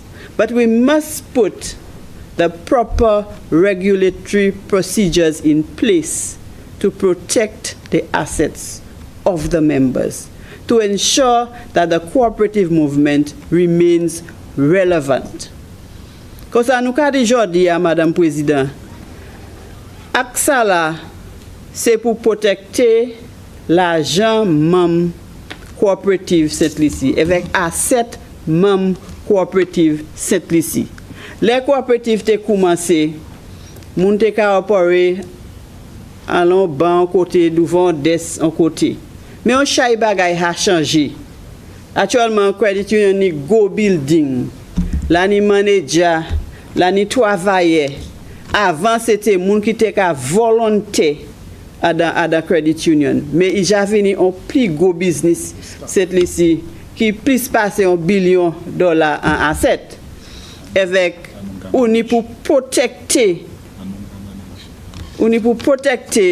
assets ces moun là qui même credit union avec c'est pour ça il était important pour vier garder ces lois, vier garder manière bagay ka aller pour make sure quand ces credit union ka vinn plus gros, ces coopératives là ka vinn plus gros, nous ça manager bagay bien pour nous protéger assets ces membres là.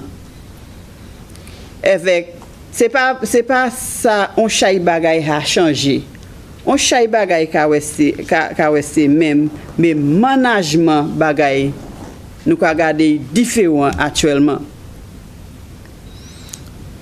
Madam President, I think I have made my point, and I would like to conclude that the review of the Act is not just a formality. It is a necessity. It is something that you must do. As we evolve, we have to keep up with the time. It ensures that cooperatives remain relevant, cooperatives remain fair, cooperatives remain efficient and responsive to the needs of their members. By presenting this bill, Madam President, we embrace the fundamental principles of cooperation and enhance the positive impact that those organizations have on our economy. I rest my case. Thank you.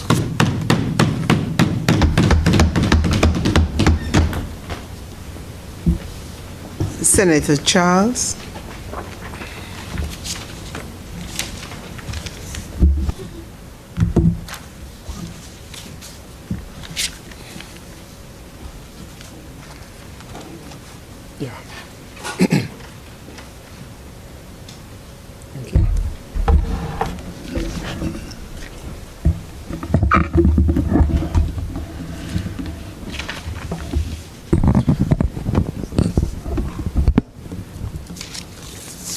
Thank you, Madam President. And I would just like your permission, Madam President, like colleague Senator Antoine, I don't have a constituency, but to express condolences to a colleague of the media fraternity who incidentally is being buried today, David Samuels. He was one of those who, in our time, and I recognize also Senator Daniel, who would have been part of broadcast teams covering national events, including Parliament. He passed away not too long ago, and I think we need to just, take a moment to recognize the contribution he has made to the media sector in St. Lucia. Madam President, with regards to the bill,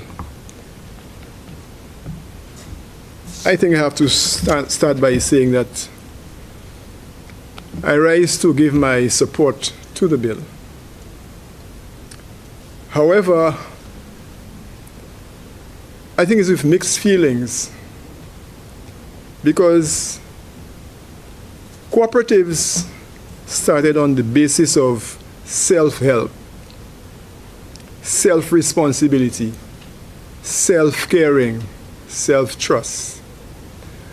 And it reached a point where that self-help and self-trust disappeared. So someone now has to help us to take care of ourselves.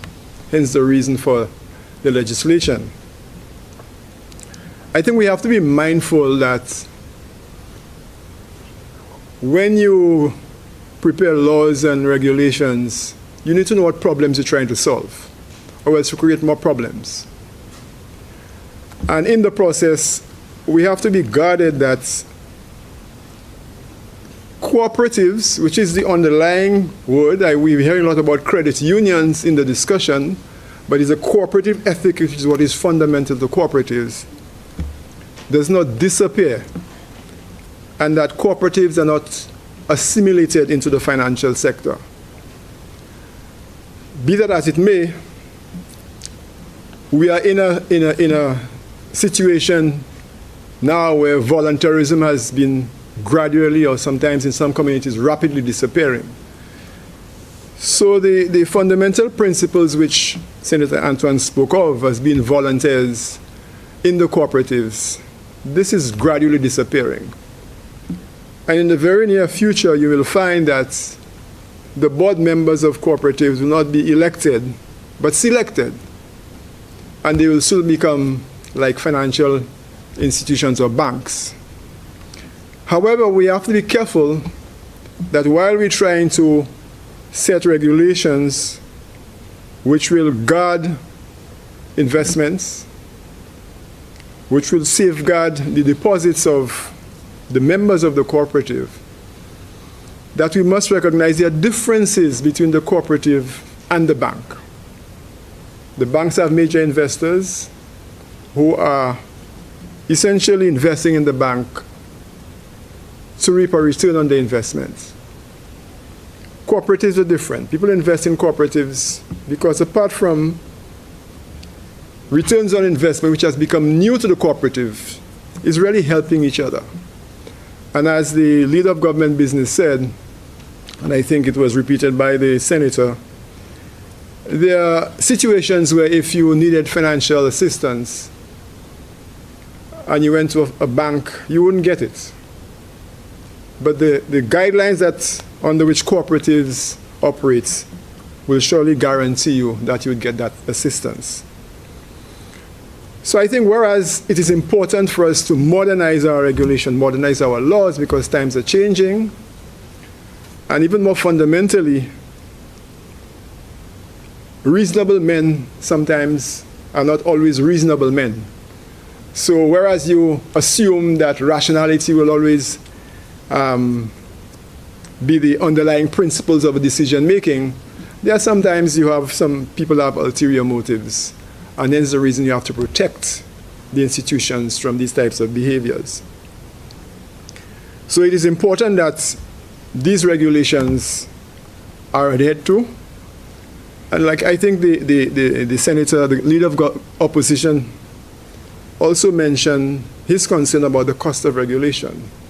I think this is something we have to be mindful of. There's no free lunch. Every time something is initiated, there are additional costs. Who bears that cost? And in most cases now in our free enterprise society, this cost is passed right down to the consumer. So if we have to regulate properly, to change from the old legislation, which was based on a lot of voluntarism, board members will be paid more now, for instance. I mean, previously, cooperatives board members volunteered. And you have several organizations like cooperatives where, in addition to your board, you have several subcommittees which also carry costs, whether it's supervisory committee or credit committee. All of these carry costs now. Because people are beginning to see if there'll be a lot of liability on my part, I won't be doing it for free anymore. So we have to bear in mind that it's a changing situation we're dealing with, and that there will be costs to these as well. I noted that in the, and Madam President, whether it's for good or for bad, I followed the debate yesterday in the lower house, and there was a very interesting discussion, if I may refer to it, between the Member of Parliament for Vieux South and the Member of Parliament for Castries East. And they were both making reference to the need for us to seize our moment in history, to stamp our own contribution to our civilization. I'm probably taking the discussion to a higher level. We have the opportunity in most cases when we revise legislation to really stamp our own values in that legislation. But like in the case of the cooperative, the review of the cooperative legislation and many other bits of legislation in our region, we tend to undervalue our own contribution and our experience, and usually we seek expertise from outside.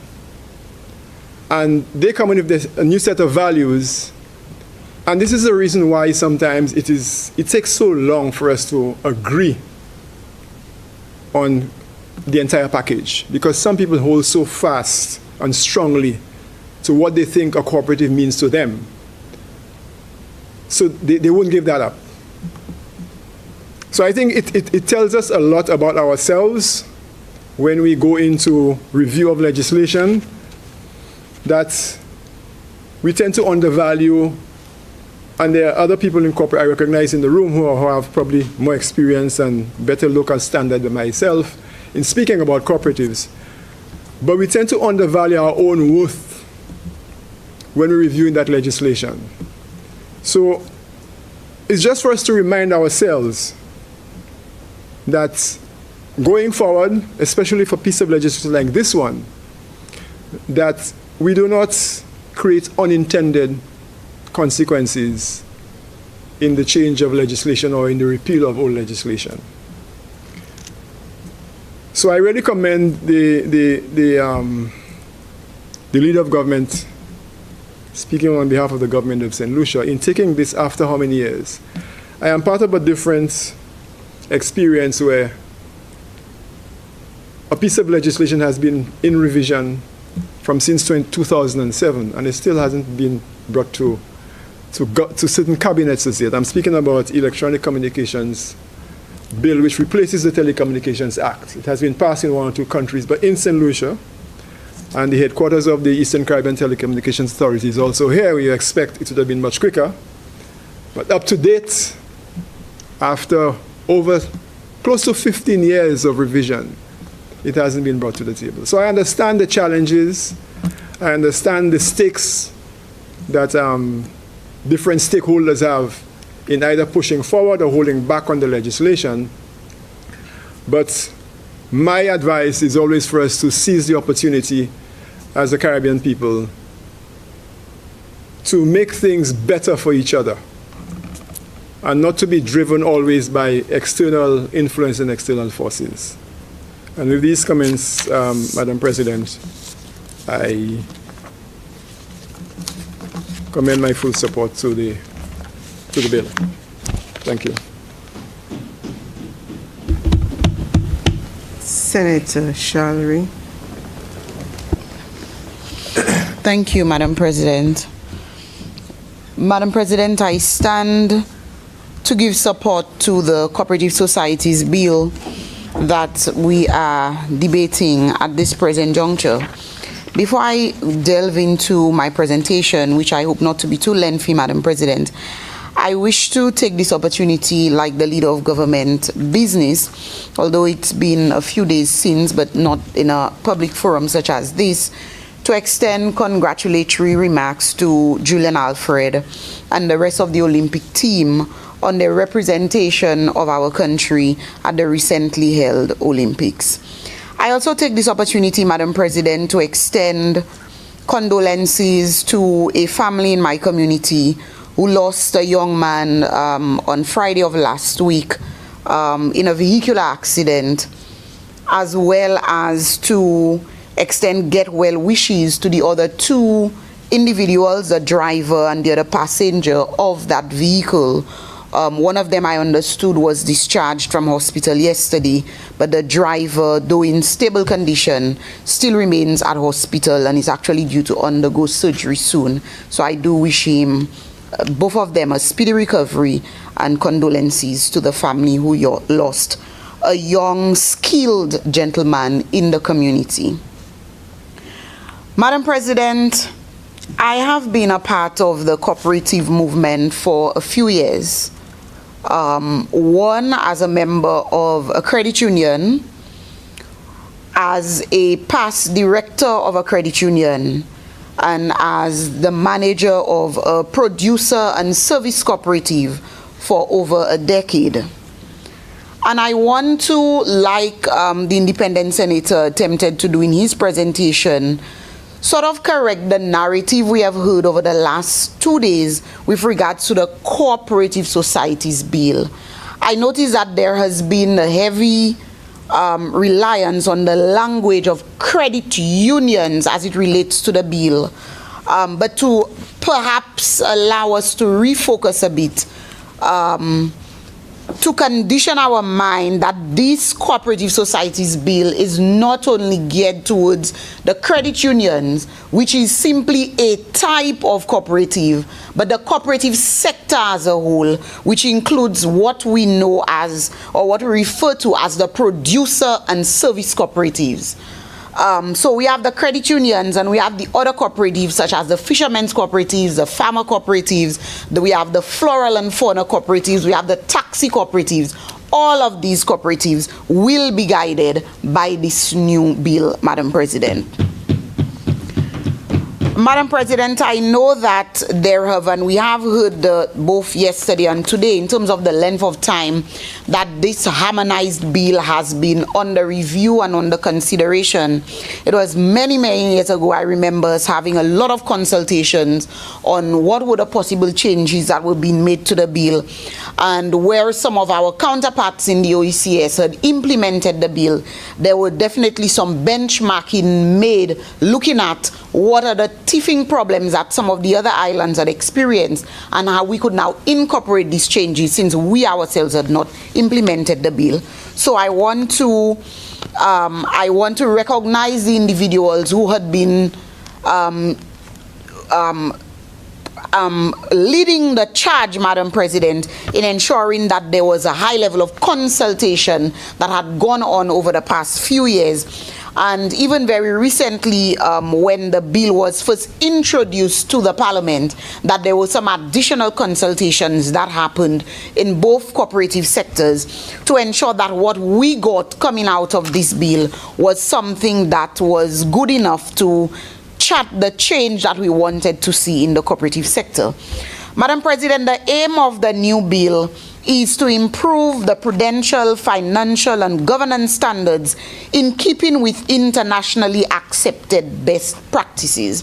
This is really the basis upon which the review of the Cooperative Societies Act has been done. And of course, we have spoken about the importance of cooperatives within our communities. If we understand the very foundation of cooperatives, where it brings about persons with like minds, persons who have common issues that they want to solve, who recognize that they can solve these issues by coming together under a grouping, Madam President, to be able to solve these issues. So in the case, for example, of the fisher cooperatives, when there is a need to come together to bring in equipment, for example, input, baits, lines, in order to be able to have a voice to advocate for the need of the sector. And that is what is replicated around the island as it relates to both the credit union, which is the financial cooperatives, and the producer and service cooperatives. Generally, I do not have very many teething issues with the fundamental changes that have occurred in the presentation, Madam President, but I want to just submit these few thoughts. In about 2004, I think it was, 2014, sorry, we saw a separation of sorts, and in my opinion, what is almost a divorce of the credit union cooperatives with the producer and service cooperatives, when the regulatory body of these two separate types of cooperatives was done, when the Financial Service Regulatory Authority, what we know as the FSRA, became the regulatory body of the credit unions. And I've heard spoken around the table and in other forums how the credit unions seem to be on a trajectory to start operating like the commercial banks, and it is something that we want to protect against. But I think, Madam President, that that move to move the regulatory body for the credit unions away from the registrar of cooperatives to the Financial Service Regulatory Authority was one of the steps that really caused that separation to happen, because that regulatory body regulates both the commercial banks and the credit unions. And so somewhere in that realm, the very principles of cooperatives and the cooperative movement seem to be being lost in that. And this is not me submitting that there is not value in it, because of course we understand that whereas before there were very little monies that were being saved, the capital base and the liquidity of these credit unions were much less than what it is now. And so as you move to greater liquidity and much more monies going in and out of the credit unions, that there is need for greater scrutiny in order to protect the interest of the members of the credit union. But we need not lose the very basis upon which credit unions have been formed, which is cooperatives and cooperation amongst its members, Madam President. And so what we've seen really is a disconnect between the two cooperative sectors, where the credit union sector has really moved far ahead of the producer and service cooperatives.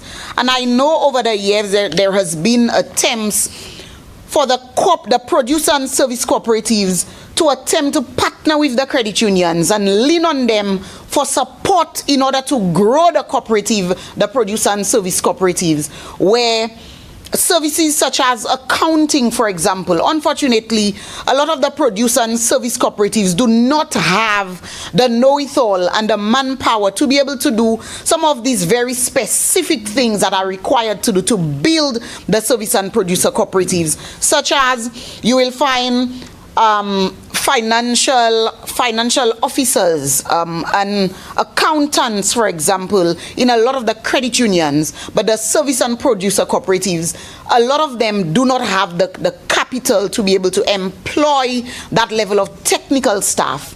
And so they rely on, for example, bookkeepers and the annual external auditors. But it means that if we really adhere to some of the principles of cooperatives, such as cooperation amongst cooperatives, it means that the producer and service cooperatives should be comfortable enough to lean on their sister credit unions to be able to bring them up par. Because there is a separation that will never happen between the two, is that the farmers and the fishers in these producer and service cooperatives, a lot of them are the ones who, because these cooperatives do not deal in financial transactions, for example, the issuance of loans, they then save and borrow from the credit unions. So it means then that if the producer and service cooperatives are strengthened, the credit unions themselves will grow in that regard, because it means you have more farmers and more fishers who can manage their monies better, who are now going to the credit unions to bank their money and take loans to grow their business, to be able to buy bigger vessels, to be able to invest in irrigation systems on their farms, to be able to buy better vehicles for their taxi cooperatives, Madam President. And so I think that we need to at some point come back to the drawing board and ensure that we recreate or we re-nurture that marriage between the two types of cooperatives. Madam President, on the very explanatory notes of the bill, part 2, number 2, it says the purpose of the bill is to make new provision with respect to the registration, supervision, regulation, governance, operation, and management of a cooperative society. And I have before in my deliberations, even with the registrar, the current registrar of cooperatives and previous registrar of cooperatives, to lament that one of the things we have lost, and it was one of the things that I submitted whilst we were in discussion in terms of what should remain and what should come out in the current act, is that one of the things that I think that has been lost is the developmental role of the Office of the Registrar of Cooperatives. If you're not developing your cooperatives, what are you left to regulate? Who are you left to supervise? So the developmental role has been left to some of the apex bodies. So for example, with the fishing cooperatives, we have the St. Lucia Fisherfolk Cooperative, which is the apex body for the fishing cooperatives. And the development role has been left or passed on, and it is mentioned somewhere in the substantive bill, but very en passant in terms of development. And so you find that quite often, you find that especially producers and service cooperatives get to the point where you have to bring in a receiver manager. But it means that if the developmental role was being done in a way that ensured that the cooperatives grew, that the cooperatives adhered to the regulations, you may never have to bring in a receiver manager after the fact, Madam President. And I really lament the fact that this was not highlighted in the changes made in the bill. Madam President, and I want to just mention or make some clarity on one of the points that was raised by the leader of opposition business in terms of the shares of shareholders of a cooperative. And I think that the section spoke specifically of the credit unions, and if a member is in default of debt. I do not think that was one of the sections that changes were made. So just for clarity, that it is something that has happened or has been happening in the credit unions, for example, that if a member takes a loan, for example, and that member is in default of the loan, after the certain, depending on the regulations of the credit union as it regards to the credit policies, for example, that the members' shares will be one of the places that the credit union will go into to repay the default loan. If all other means has been exhausted. But this is really the beauty of what we have as a cooperative sector, Madam President, where unlike the commercial banks, you can go into your credit union, you can go into your cooperative, and you can, because you are a shareholder of that entity, you can have that dialogue with the management of the cooperative, and you could seek ways and means to honor your debt and so on within the cooperative, Madam President. Madam President, I wish also to submit as I close that I think, and it has been spoken within the walls of this space, and we've heard it so many times over the years, that the cooperative movement, the cooperative sector is so vital to the development of our country. If we go back just during the time of COVID, the credit unions and the cooperatives really kept this country going. It kept their members going. During COVID, I sat on a board of a credit union, and I remember, Madam President, we were inundated with requests from our members for moratoriums and waivers on their loans. And as an entity who is made up of members and understand that you're managing the shares of the members, we had to sit down and look at the situation. And really at the end of the day, when you had families who had lost their jobs from the hotel sector and other sectors, Madam President, who had no means of paying back their loans, you had no choice but to understand what the situation was. And I saw a sign off on many moratoriums and waivers for our members in order that you did not exacerbate their financial situations. And so we cannot underpin or undermine rather the importance of the cooperative sector within our country. And I think then that we should go back. The regulatory body the cooperatives as individual entities and as a collective, the Cooperative League, Madam President, that we should really go back to ensure that we sell the idea of cooperatives to our people in this country. I remember a time when thrift cooperatives in schools were a big thing.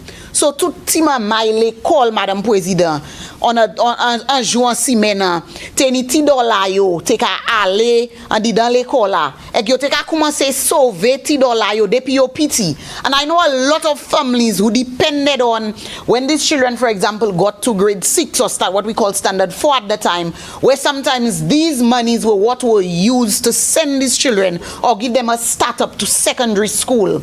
And I am aware that it still happens in a lot of schools, but I don't think it's as predominant as it used to be back in the day. And I think that then the cooperative department, the cooperative league as well, has a role and a function to ensure that we bring back these types of values in our schools, to ensure that the presence of these school thrift cooperatives and other types of cooperatives and the general knowledge of cooperatives, Madam President, that we should be bringing it to our young people from the preschools onward, so that we are able to create a greater level of sustainability in the cooperative movement in St. Lucia, because we understand and we give a lot of lip service to understanding the value of the cooperative sector, but we need to move beyond just the lip service, and we need to be able to walk into the institutions, walk into the schools.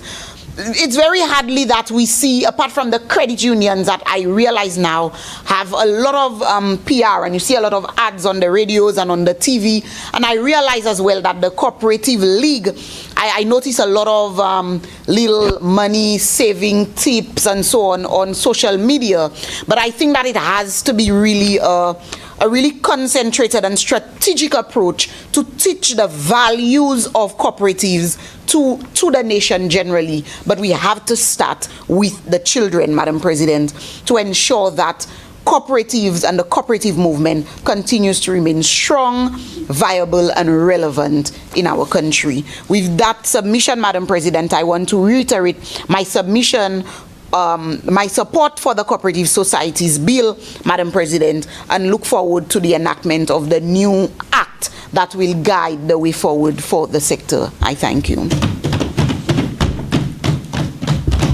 Senator Goddard.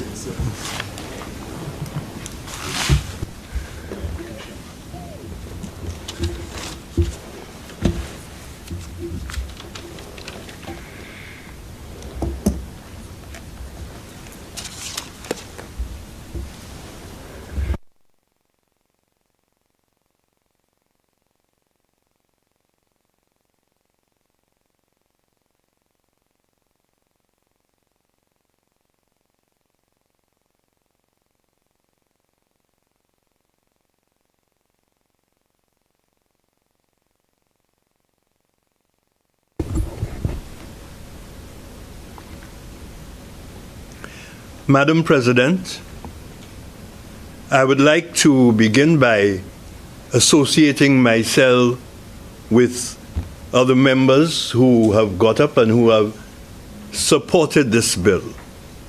And I want to say I support this bill, and I support it in its generality.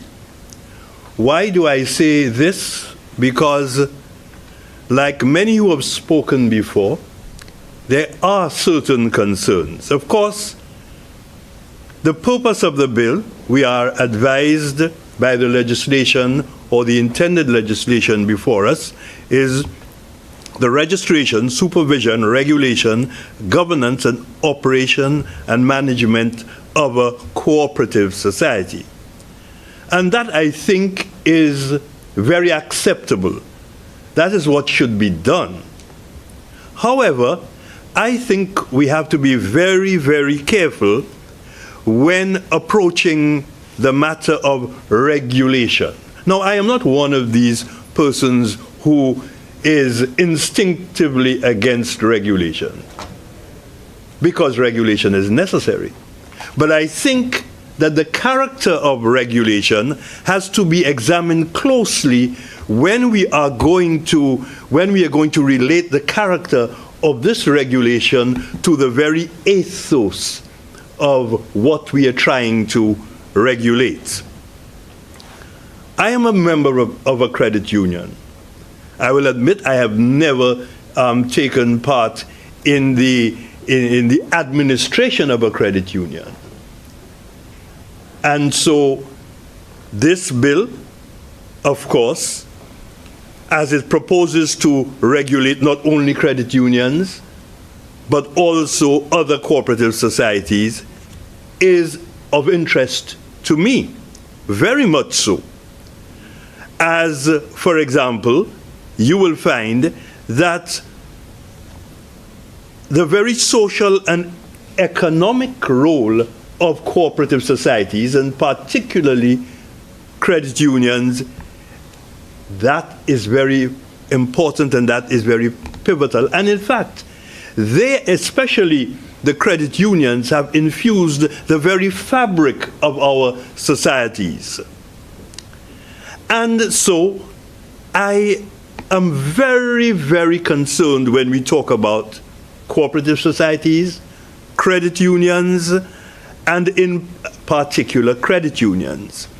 Because, as I am sure many members, if not all, are aware, I come from a similar ethos, the ethos of the trade unions. And the ethos of the trade unions is not dissimilar. In fact, it is exactly the same as credit unions and cooperative societies. And so I can understand why 11 years unfolded before we have come to this point. Because many of us have approached this legislation with a certain amount of trepidation. A certain amount of trepidation.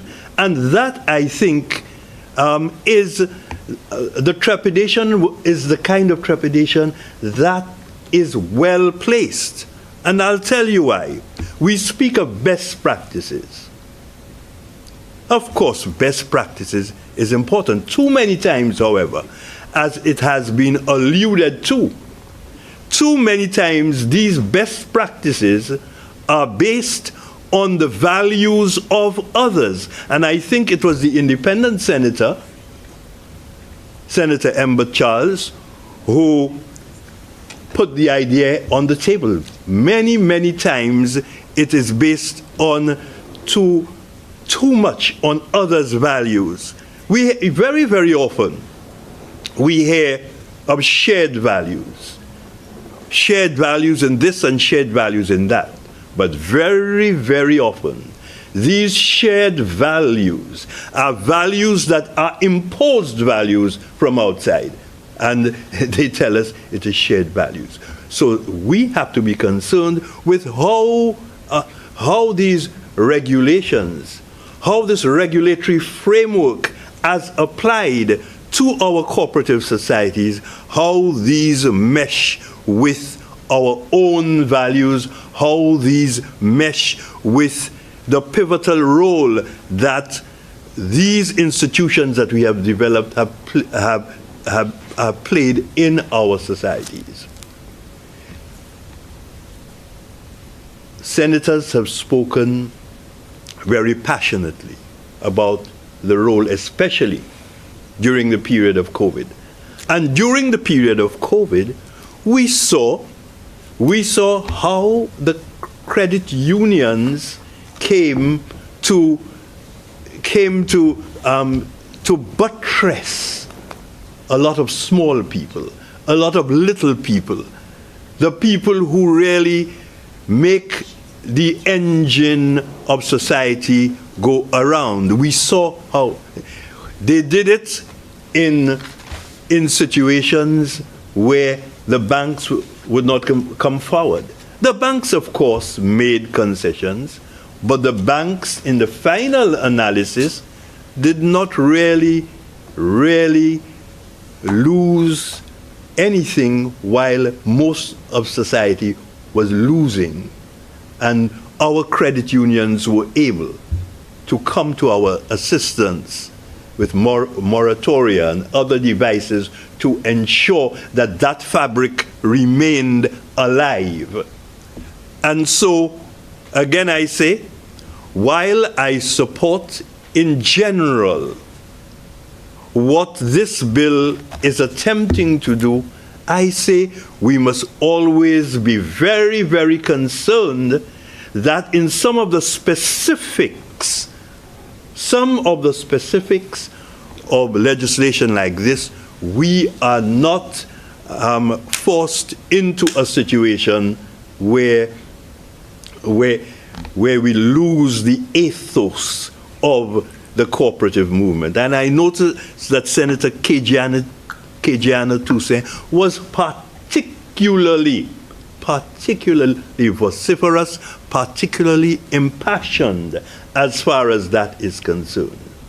Frankly, when we have seemed to be totally divorcing the credit unions from other cooperative unions, when we are totally under the FSRA, and I'm not, and I am not perhaps suggesting that it shouldn't be so. I'm just saying that that in itself should be a little more scrutinized. When that happens, I think we have to ask ourselves, to what extent can we actually preserve cooperativism and voluntarism and the mesh and that has held our societies together at that level. So, having said all of this, I want to say that the trepidation that has been felt by some was a trepidation that was very well placed.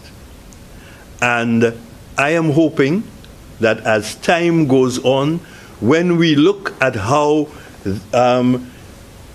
the regulatory framework that we are speaking about, or that we are hoping to pass, that regulatory framework, when we see how it unfolds, we can perhaps tweak it a little further to the better, or to the betterment of our society, to respond to the needs of our people.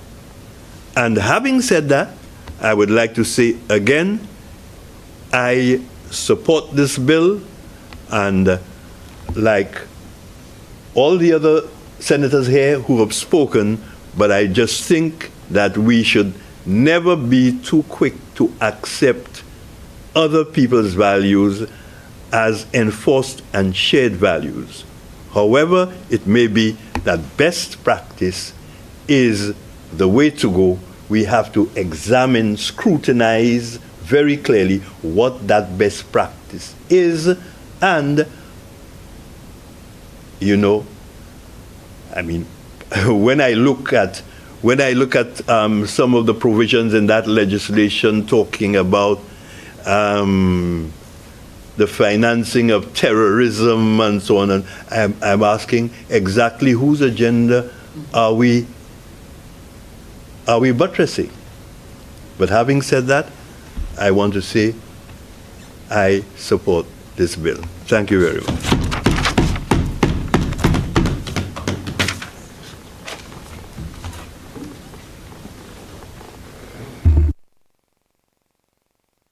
Leader of Government Business. Thank you, Madam President. I want to begin by expressing tremendous thanks to the members who contributed to this bill. I think this discussion was rich, RICH. I also learned a few things from the experience and the knowledge of all of the members, particularly the independent senator, in fact all of them, Senator Dr. Prosper, who has experience in that regard, particularly so Senator Toussaint Challery, who currently works with that sector, an active member of that sector in terms of what she does full-time.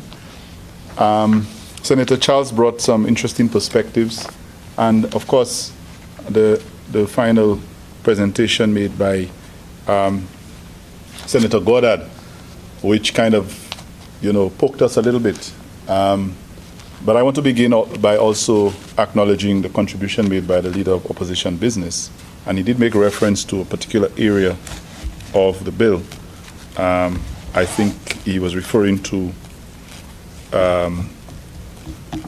Section 192. Now, while I think it is important to respond, I hate to be responding to people who don't have the courtesy to sit there and receive the response. I don't know who I'm responding to, but I can see that the opposition is represented in the chair, so I will direct my response to Senator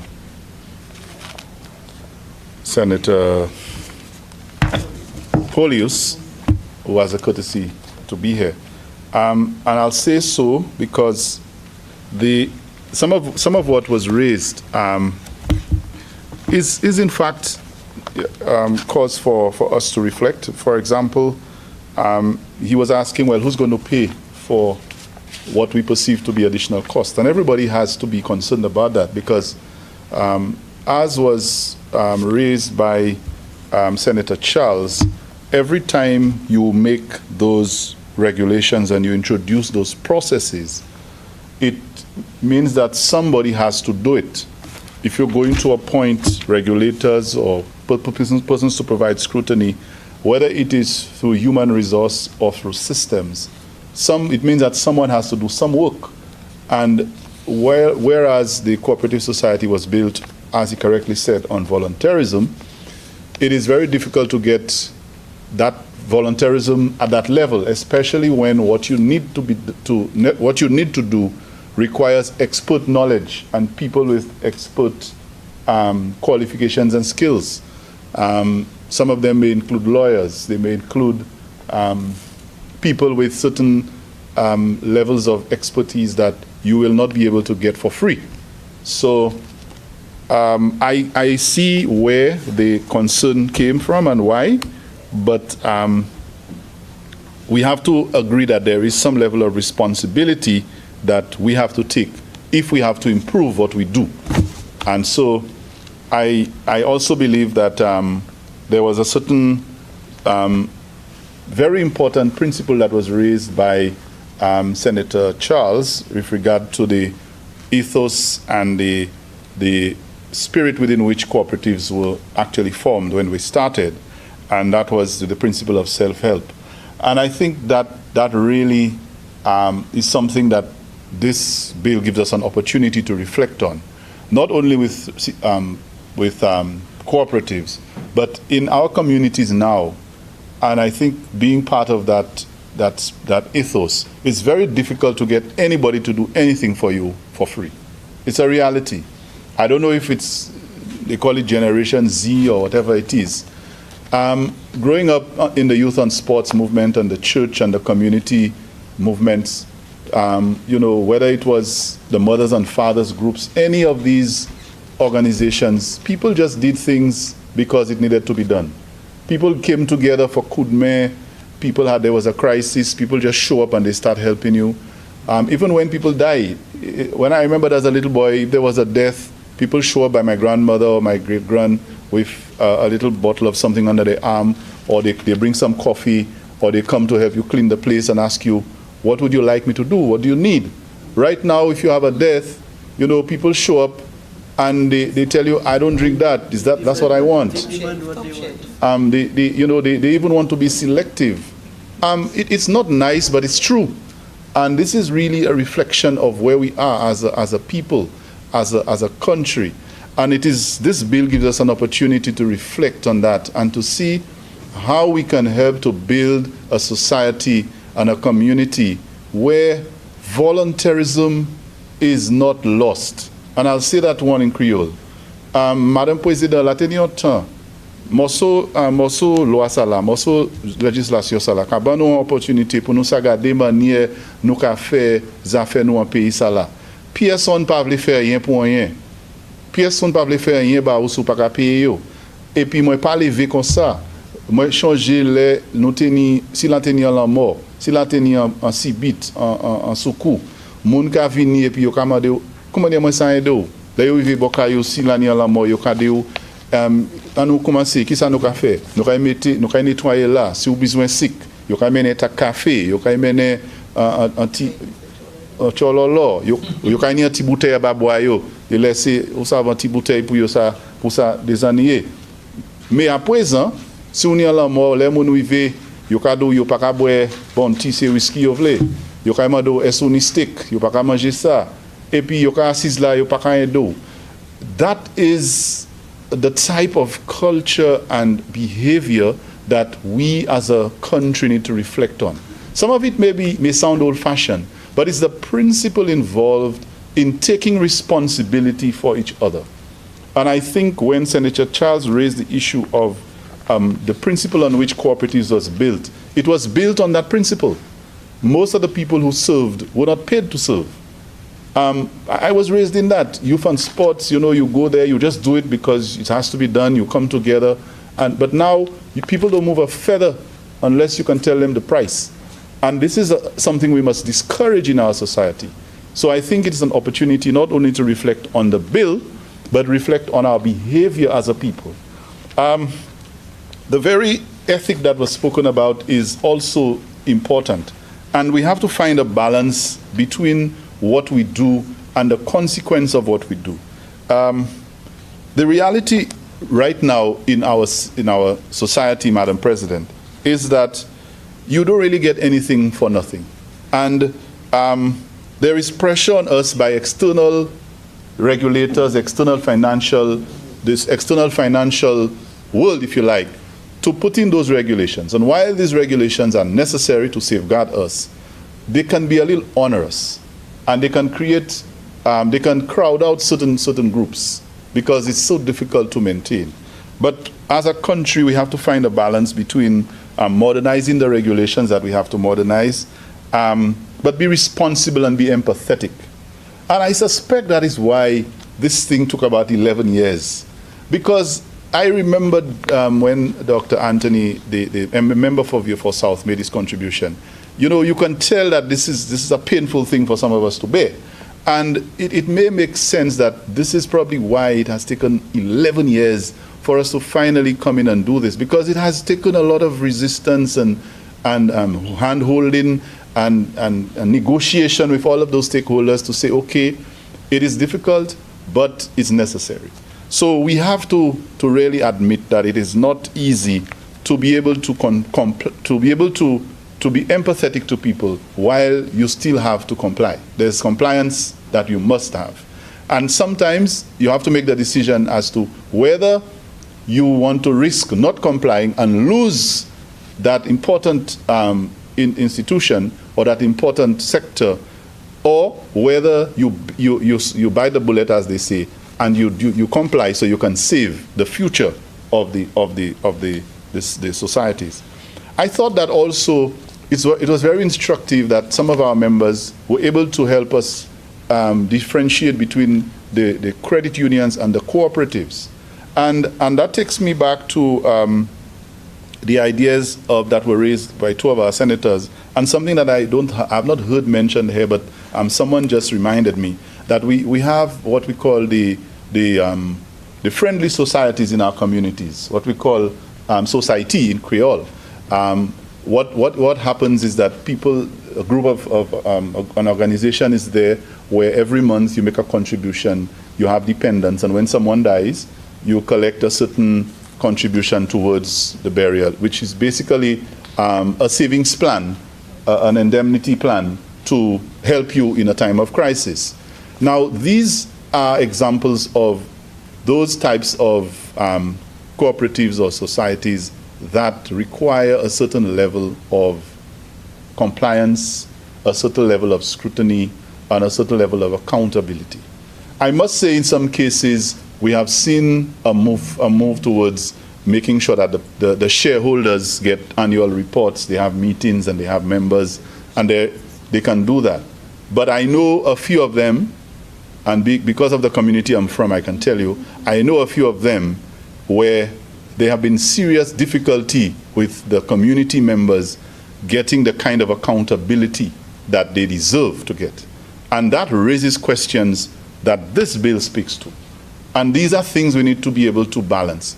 You do not want to discourage people from going through this because, for example, when people have spent years and years paying every month, you know, I remember after church, I used to drive the elderly. You see those elderly ladies pushing their hands in their bra and coming out with their little, you know, their mouchoir with whatever they've wrapped in it. It still happens, you know, and they tell you, many more they pay society more, meaning that they want to go and honor their commitment, their monthly commitment to this this friendly society because they know it's an investment for them and their children. But these people, some of them have never received a report on what is done with that money that they pay. And it's hard-earned money. They are not shareholders. These monies are deposited where? Is there interest paid on them? Is anybody investing those monies elsewhere? And is anyone reporting on the investment to that old lady or that elderly lady who has been saving her little money for many years and going to keep her commitment? Because there are rules that if you falter after 3 months, you lose your membership. Anybody protecting these people after they've probably gone through a difficulty and they couldn't pay for a little while?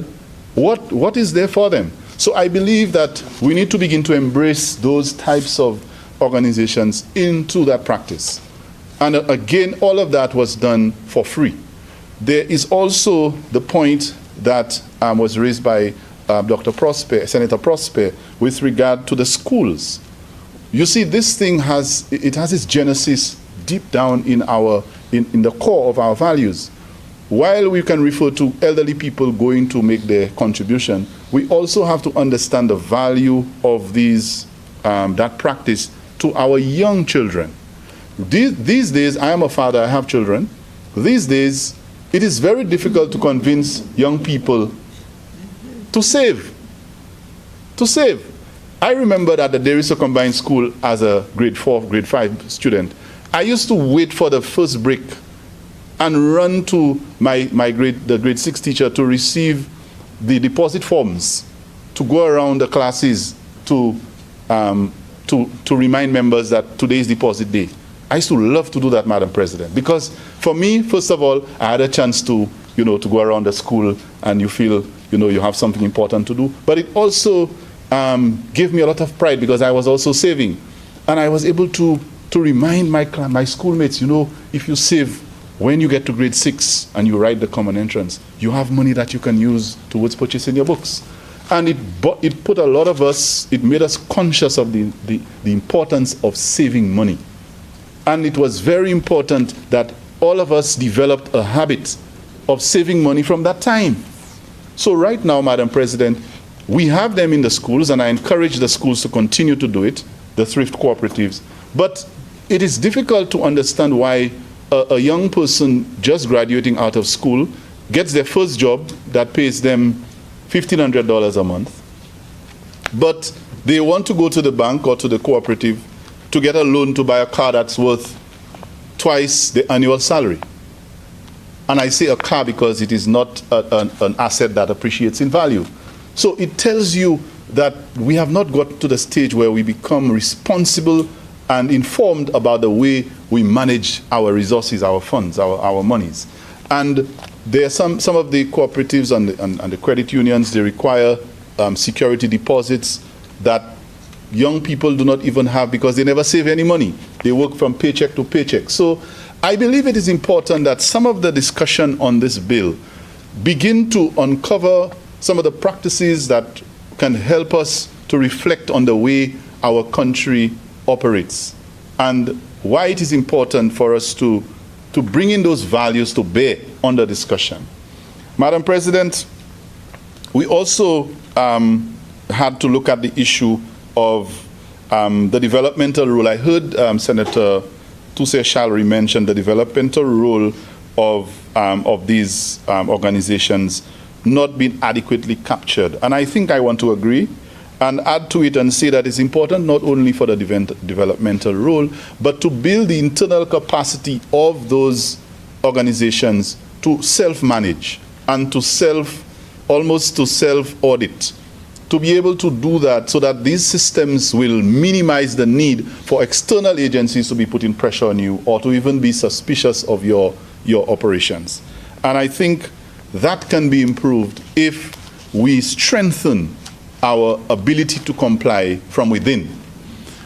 Now, the big problem, Madam President, is when you've been able to do most of that, how do you balance your responsibility to comply with your responsibility to reduce the inconvenience and the pain that it brings to your regular person? And I think that is where the discussion really becomes difficult.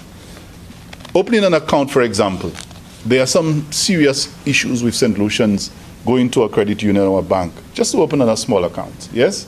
And, you know, some of these discussions have been able to get us to agree that very shortly we can see some relief in getting these processes sorted out.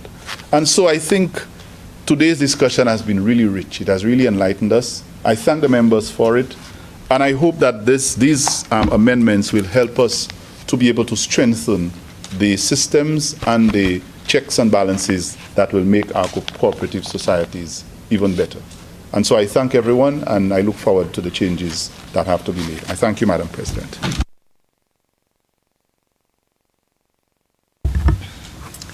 Senators, the question is that the Cooperative Societies Bill be read a second time. I now put the question. As many as are of that opinion say aye. Aye. As many as are of the contrary opinion say no.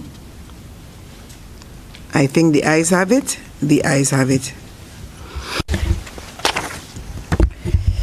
An act to make new provision with respect to the registration, supervision, regulation, governance, operation and management of a cooperative society and for related matters.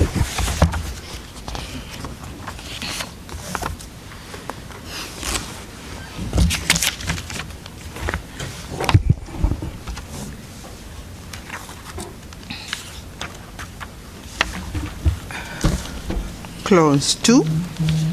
Interpretation. Clause 2 stands part of the bill. Aye. Clause 3. Cooperative principles. Clause 3 stands part of the bill. Aye. Clause 4. Conflict of laws. Clause 4 stands part of the bill. Aye. Part 1, clauses 5 to 21. Administration. Part 1, clauses 5 to 21 stands part of the bill. Aye. Part 2, clauses 22 to 44. Registration and certification. Part 2, clauses 22 to 44 stands part of the bill. Aye. Part 3, clauses 45 to 47, to 67, I beg your pardon. Incorporation duties and privileges. Part 3, clauses 45 to 67 stands part of the bill. Aye. Part 4, clauses 68 to 128. Governance and management. Part 4, clauses 68 to 128 stands part of the bill. Aye. Part 5, clauses 129 to 164. Membership and meetings. Part 5, clauses 129 to 164 stands part of the bill. Aye. Part 6, clauses 165 to 184. Business of cooperative society. Part 6, clauses 165 to 184 stands part of the bill. Aye. Part 7, clauses 185 to 206. Property and funds of cooperative societies. Part 7, clauses 185 to 206 stands part of the bill. Aye. Part 8, clauses 207 to 216. Financing. Part 8, clauses 207 to 216 stands part of the bill. Aye. Madam President, if we're talking about 207 to 216, okay, all right. Sorry, I'm a little confused there. Yes. The proposal will get it. Okay, go ahead. Sorry about it, Madam. Part 9, clauses 217 to 233. Audit and financial disclosure. Part 9, clauses 217 to 233 stands part of the bill. Aye. Part 10, clauses 234 to 241. Reconstruction of cooperative societies. Part 10, clauses 234 to 241 stands part of the bill. Aye. Part 11, clauses 242 to 263. Dissolution. Part 11, clauses 242 to 263 stands part of the bill. Aye. Part 12, clauses 264 to 293. Examination and investigation. Part 12, clauses 264 to 293 stands part of the bill. Aye. Part 13, clauses 294 to 306.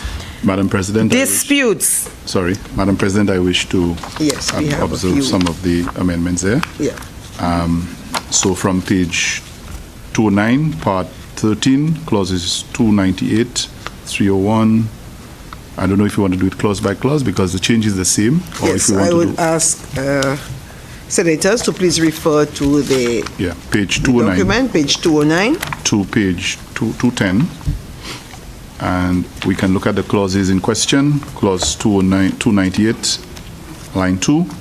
Page 209, Senator. On page 209. On page 209, So clause 298, line part 2. 1. 298, the second line. Yes. We replace the term Chief Justice with Minister. Yeah. And we do the same in the following clauses. Yeah. 301, line 2, again. That's on page 10? On page 10. Yes. Page 210. 210. 210, page 210. yes. Yes, clause 301, yes. 301.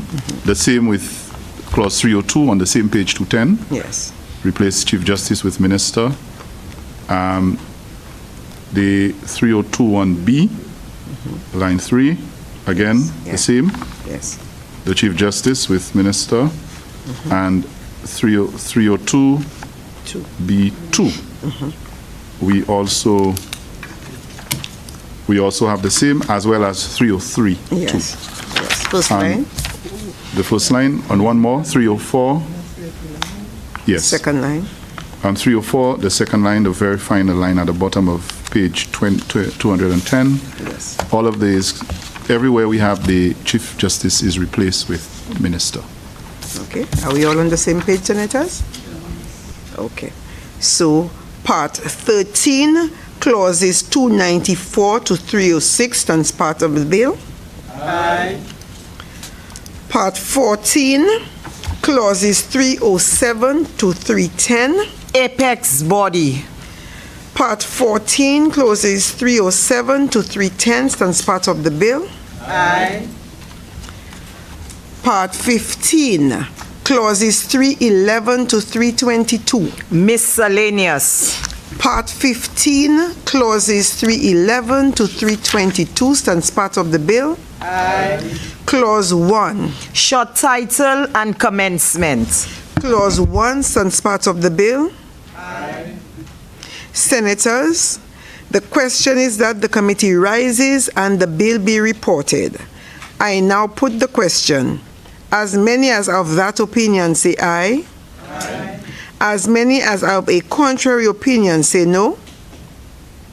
I think the ayes have it. The ayes have it.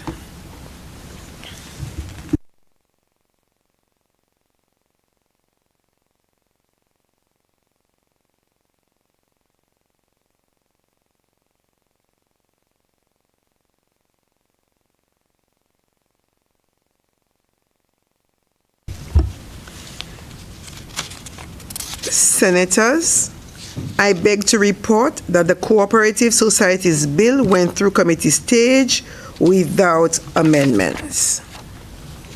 Honorable Leader of Government Business. Madam President, I move that the report of the committee be adopted and that the bill be read a third time and passed. Senators, the question is that the report of the committee be adopted and that the Cooperative Societies Bill be read a third time and passed. I now put the question. As many as of that opinion say aye. Aye. As many as of a contrary opinion say no. I think the ayes have it. The ayes have it.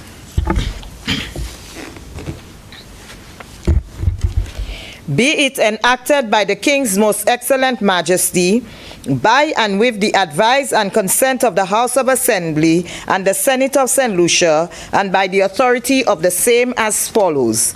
This Act may be cited as the Cooperative Societies Act 2024. Honorable Leader of Government Business. Madam President, I beg to present for first reading a bill shortly entitled Real Estate Brokers and Agents. Real Estate Brokers and Agents. Honorable Leader of Government Business. Madam President, I beg that this bill be presented for second reading at a next or subsequent sitting of the Senate. Honorable Leader of Government Business. And Madam President, I move that the Senate do stand adjourned sine die. I'm sorry, until Tuesday. I'm sorry. Let me take that again. I move that the Senate do stand adjourned until Tuesday, September 17th at 10 in the morning.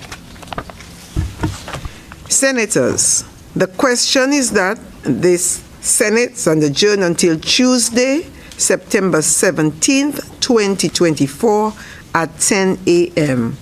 I now put the question. As many as of that opinion say aye. Aye. As many as of a contrary opinion say no. I think the ayes have it. The ayes have it. Sitting adjourned. All rise. All rise.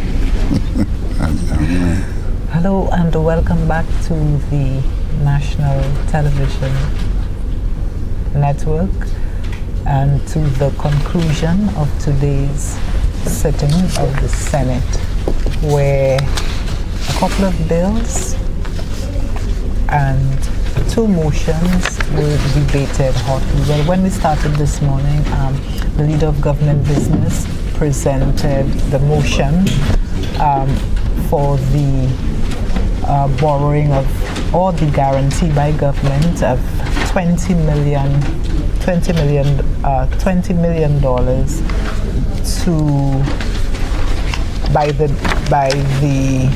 a guarantee of $20 million from the National Insurance Corporation on behalf of the St. Lucia Development Bank. And this motion went through smoothly. There wasn't much debate on it.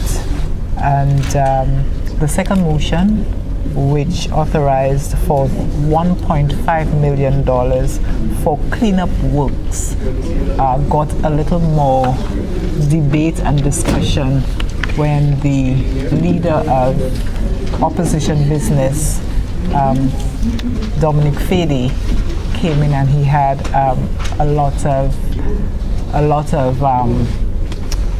debate and a lot of discussion on it.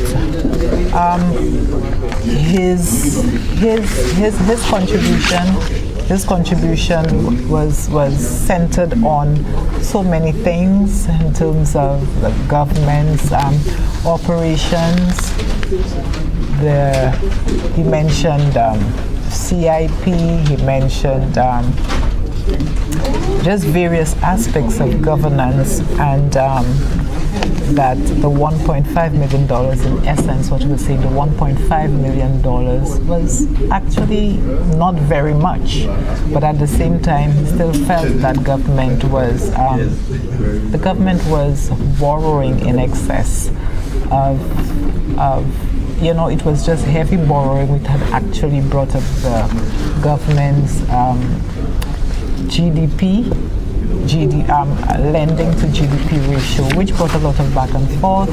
And I think that matter was clarified by the leader of opposition business, who actually stated the facts that, according to him, that in fact the government's debt to GDP ratio had declined significantly since 2021 under the stewardship of Prime Minister Philip Pierre, and it was in the range of 72.9%.